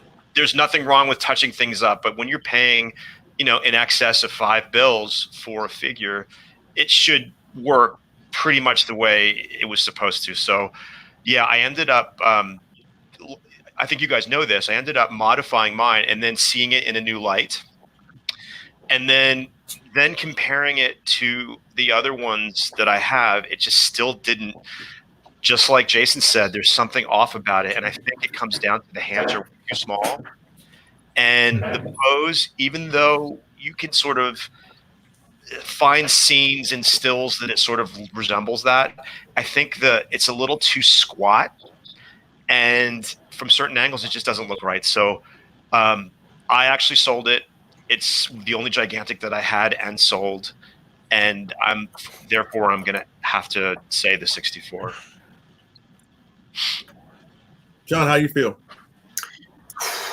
Yeah, this is really difficult. I wanted the 54 to be more than what it turned out to be, but I was satisfied with certain aspects of it. Just disappointed, and it's some of its lacking areas. I wanted the 64 to work better. I'm enjoying it more so now than I did when it initially received it. But wow, I think 64 could have been lived up to be more. William, how about you? I'm going to go with 64 as well. Leslie, you know this. Mothra versus Godzilla is my favorite film. So is David. Yeah. So David, yeah, it's my favorite film from the Godzilla series, and the 64 dude is one of my favorites. 30 centimeter is probably the best X Plus figure of Godzilla they've ever done, and I thought the 64 was going to be my first gigantic. But I think exactly like Kyle said, once the photos started coming out, and then I kind of was like, well, maybe I'll wait and see. And then I think all the issues that kind of came out with it, I was like, you know what? I'm going to skip this one. And I just wish that was different. I just wish something was done differently with that guy. For me, the one that had the potential to be more, to me, I'm not saying it because I'm partial to the 64. The 64, my only issue with the 64 is the jaw. But, like David just said, if you don't like it, if you can modify it, you can, even though you really shouldn't have to. But I modified it where I'm perfectly fine with that. But the 54 is the one I felt like, like I said earlier, for the price that thing went for, it should have been more than what it was. So I think he had more potential than the 64. Now, if they attach Sakai's name to the 64 all day. But because of the Sakai name being attached to the 54, and that's not what we got, I think it had a potential to be more. Now, with that being said, which existing gigantic do you feel they should do over? They should just an already existing gigantic, they should just make another one brand new from scratch and do it all over again. What do you think?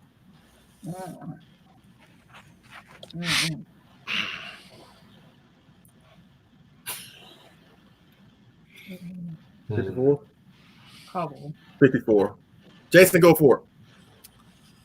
I would say the 54, actually. Kyle. Man, the 54 definitely feels like it could be done better. And I know X Plus can do better on that. I mean, especially with such an amazing life-size replica of the original that exists, like that Sakai suit from the Subaraya Museum and the events that it's being paraded around now. Like that gigantic thing could be the best reference for a new gigantic figure, probably. 100%. Dave, how you feel? Well, since I still kept the 54, and even though I agree with everything Kyle just said, I still have to say the 64 because it is, to me, represents my favorite Godzilla from my favorite Godzilla film. So I really would like to see the quintessential perfect gigantic 64. John. Yeah, 64. William? 64, but 54 is definitely a close second. Yeah, for me, it's 54. Which beefy gigantic is better, the 2019 or the 62? Better? Yeah, which one is better? The 2019. Jason. Oh boy. Ugh. See, that's what happened. I'm going to say the 1962. Like the tail is just. Where do you put this thing? Like it's just in the so garage. big. I would say 62. Like it's just so big. It's a monster.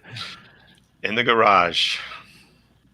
All right, Kyle, which one you think is better, the 62 or the 2019? In your opinion, based on pictures or whatever you've seen? Definitely, I would say the 62 is better in terms of being beefy. I mean, I don't think I've ever actually taken note of what the 2019 one is going to be like. Like seeing Jason move that around, like there's no danger of that coming into my collection, no matter how beautiful it is or how beautiful the spines are. I mean, it's crazy. Yeah, it is a little bit borderline ridiculous, if you know what I'm saying. Mm-hmm. Mm-hmm.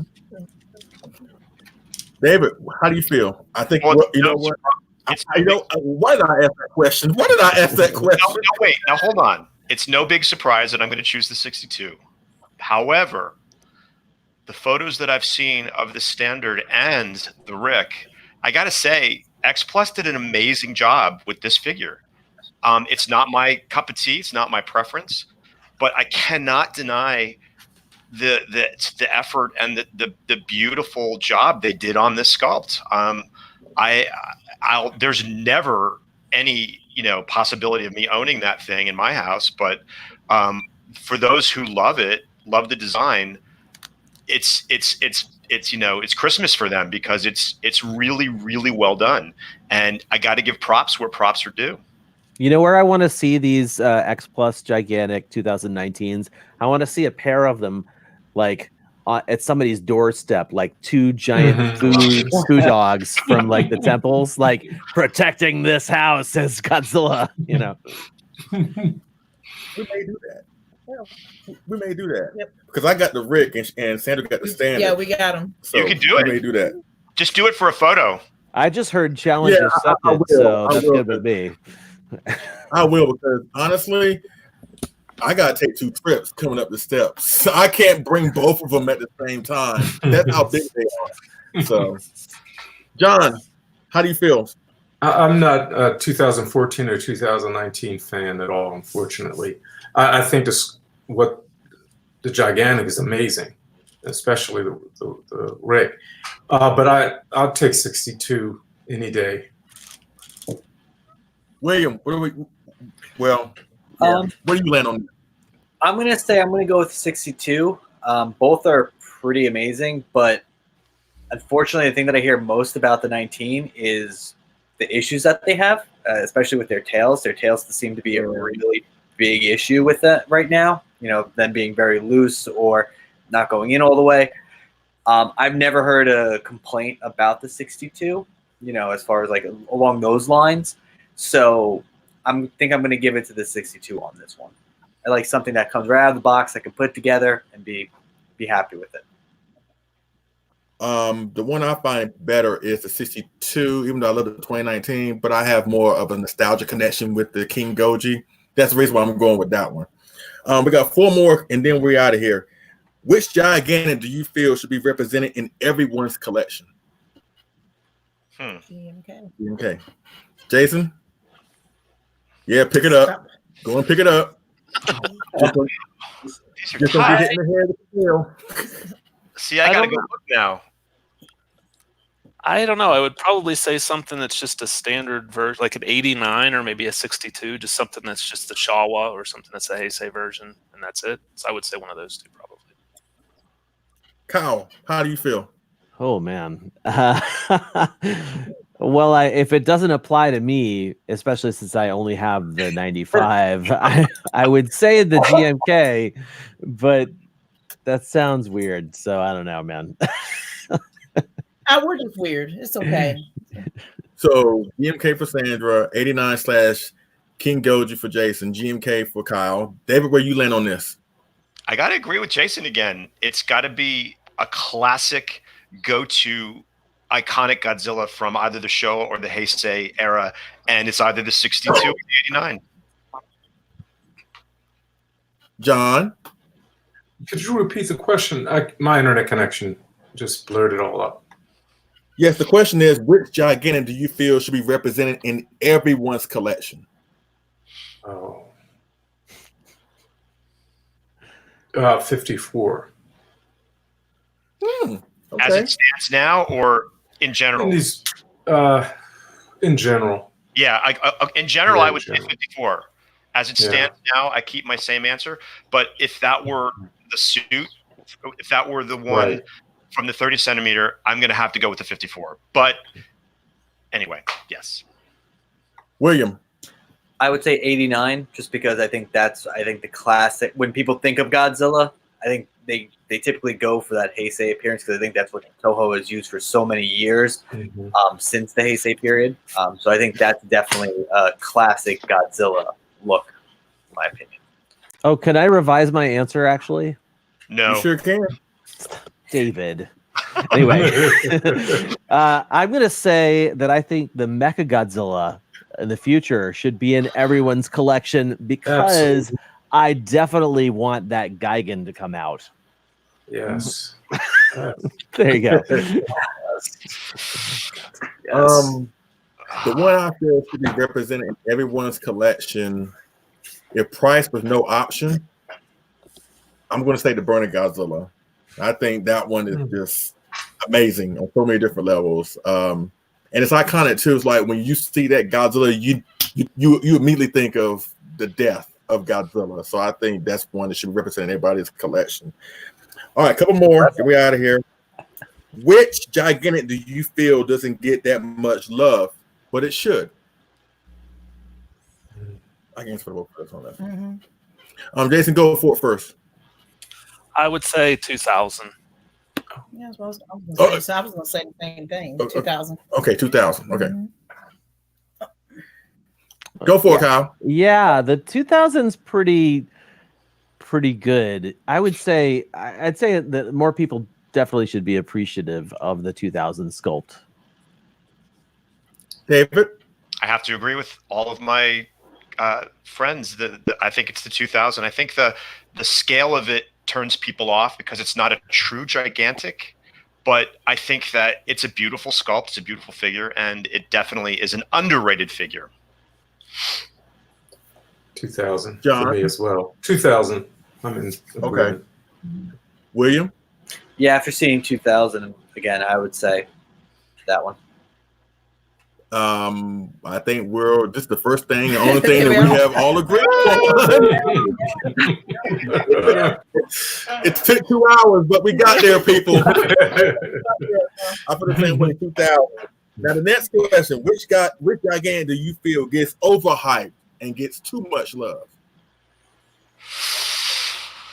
Ooh.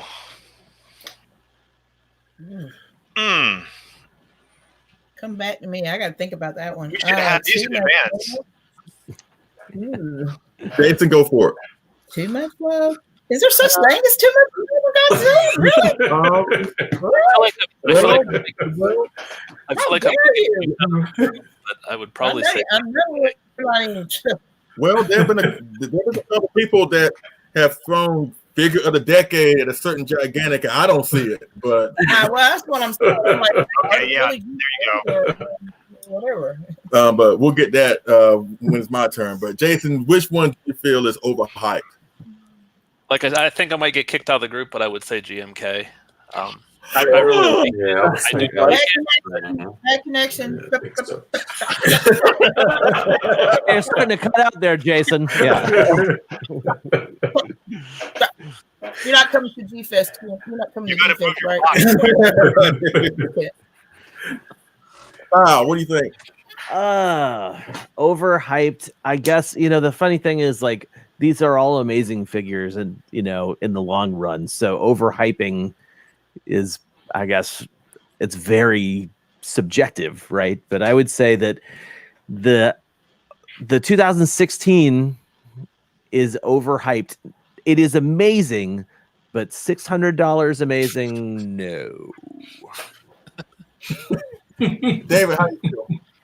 Well, it's no surprise that this current onslaught of 2019 photos in the X Plus group has, I'm about ready to pull my hair out. As much as I'm happy for everybody, I got to say, and a certain somebody considered that to be the figure of the decade, and all I could do was just like laugh at that one.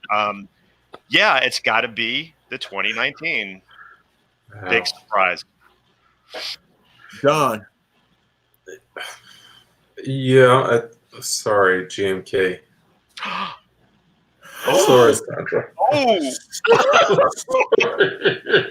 Sorry. I love it, but I'm sorry. oh, Sandra, he's with you, just taking Jason. you back for the Shin stuff. No, this is not Godzilla. It's okay. I just- Somebody slap that shin right off that. The only reason why I say this, I would love a suit accurate representation. I'm a hype person though. Just because I hype, if I hype Shin up like that, you wouldn't say that though. That's okay. William, how you feel? Overhyped. I'm gonna say 62. 62, I feel, is a bit overhyped for what you get. And this is cool because we all giving different answers, and not everybody's gonna feel the exact same way. And I like that. But for me, I have to agree with David. The 2019, I love it. I'm glad I got it. But people acting like it's the second coming. I'm sorry, no, I don't see it. I don't see it. I mean, in comparison to the other gigantics, when you put this one up against the other ones that have came before it, it's good, but it doesn't trump the other one.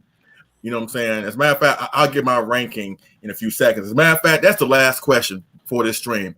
Rank the gigantics. Like, you have your four, so rank them from your most favorite to your least favorite. Well, my favorite. Sandra, calm down. Well, my favorite course is GMK. I'm gonna say that my Burning Godzilla is my second. I'm gonna say that my Destroyer. No, which gigantic? I mean, my is it 2000 or 2019? Which one? My 2000. Okay. It's gonna be third, and 2019 is gonna be my fourth. All right, Jason, go for it. We're doing what? Top 3, top 4? Is that? You can do. You know what? If you got 5, do 5. But I just have 4. All the ones that we have, right? Or yeah, no? all the ones that you have. If you have every one of them, rank them all. If you have certain ones, rank them. Sorry, Kyle. No, that's not going to work. My top would be Shin Godzilla. I like that one a lot. Burning Godzilla is second. 62 would be third. Probably like 89 is fourth.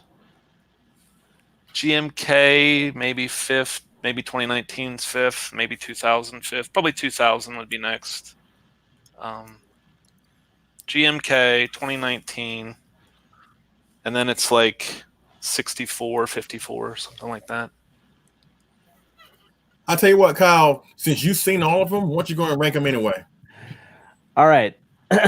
Number 1 would be GMK. Number 2 would be the Burning Godzilla. Absolutely. And number 3 would actually be Shin Godzilla. Those 3, I absolutely, hands down, believe are the top 3 gigantics. And then from there, I still like the stylized ones. So I would go with 2000 and 2019, I guess, just because I think it looks really great. Immediately followed by the 89, and then the 62, and then the 64, and then the 54. David, go for it. Okay, number 1, 62, because of my story of seeing it sculpted. Number 2, the 95 Burning Godzilla, because I saw it in Japan and it's awesome and it's my first. 3, Shin Godzilla. 4, GMK. 5, 89. 6, 2000. And 7, the 54. John, go for it.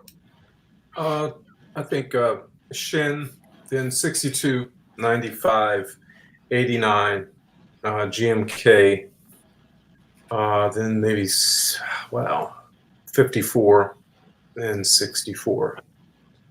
And I don't have the 2019, so. Me neither. William, go for it. I'm going to go with number 1, 89. Number 2, Shin. Number 3, GMK.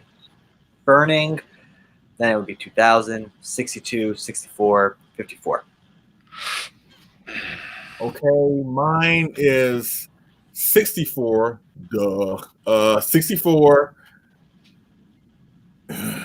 These two I fluctuate between the two. 89, 95, GMK.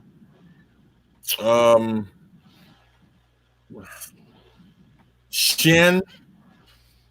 29. No. I forgot Burning, right? Okay.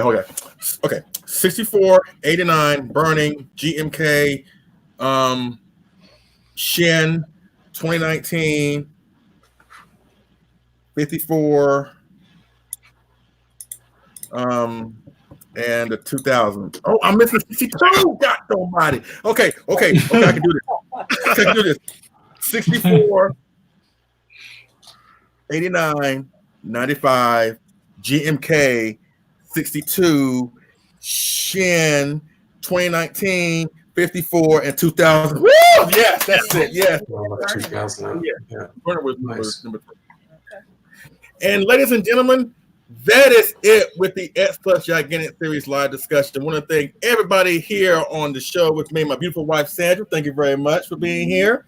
You'll see her again soon. Of course, awesomecollectors.com. Jason Willem, please go to his website for awesome figures, awesome prices. You can't go wrong with awesomecollector.com. Thank you so much, Jason, for being a part of this discussion. Thank you, Leslie, for having me. No problem. Of course, my future co-host on the upcoming collectible show going down next week, our debut episode, Collect All Monsters. Of course, our fearless leader, Kyle Young of the Kaiju Cast, my great friend, David Arab Dopko, Kaiju Tour Photographer Extraordinaire, also Tour Photographer Extraordinaire, John Ruffin, mykaiju.com, John Ruffin. Thank y'all so much for being a part of this discussion. Thank you for having us. Thanks for having it. Happy holidays, everybody. Yes, happy holidays. Merry And of Christmas. course, last but not least, William Fett from the Godzilla Files. Thank you so much for being a part of the discussion, William. Of course, we got more discussions to do, like the 60s Part 2 discussion that will be coming up, real soon. But thank you for being a part of this discussion. Anytime, it's always fun talking about these figures. Mm-hmm. And once again, this is the last live stream, ladies and gentlemen, of the year. Basically, the new year will be coming in the next couple of weeks. Next week is Christmas, so Merry Christmas to everybody, to you and your families, and of course, Happy New Year to you and your families as well. It's been a great 2019 for all of us. I've had a great time with the live stream doing this stuff, and I'm going to keep doing the live streams in the future. But also, once again, ladies and gentlemen, Collect All Monsters. It is going down.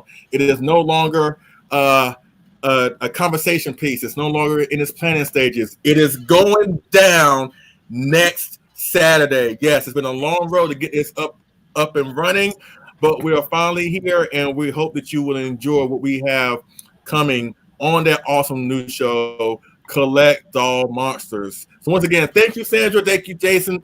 Thank you, David. Thank you, Kyle. Thank you, William. Thank you, John. We love you. We love everybody in the chat. Kaiji Battle, Michael Eber, over 9K, Liam Foley, Phil the Kaiju King, Gojira 851, everybody in the chat. Thank you all so much for being a part of this discussion. We really do appreciate it, and we look forward to seeing y'all in the future on one of these live stream discussions. And once again, check us out on Collect All Monsters coming next week. We'll let you know when that will happen. And I thank you so much for watching. And I appreciate it. And we will see y'all again on this figure move review. All right? Y'all take it easy. Thank you, everybody. Good night, folks. See ya. Take care. Bye-bye. Thank you. Let's see.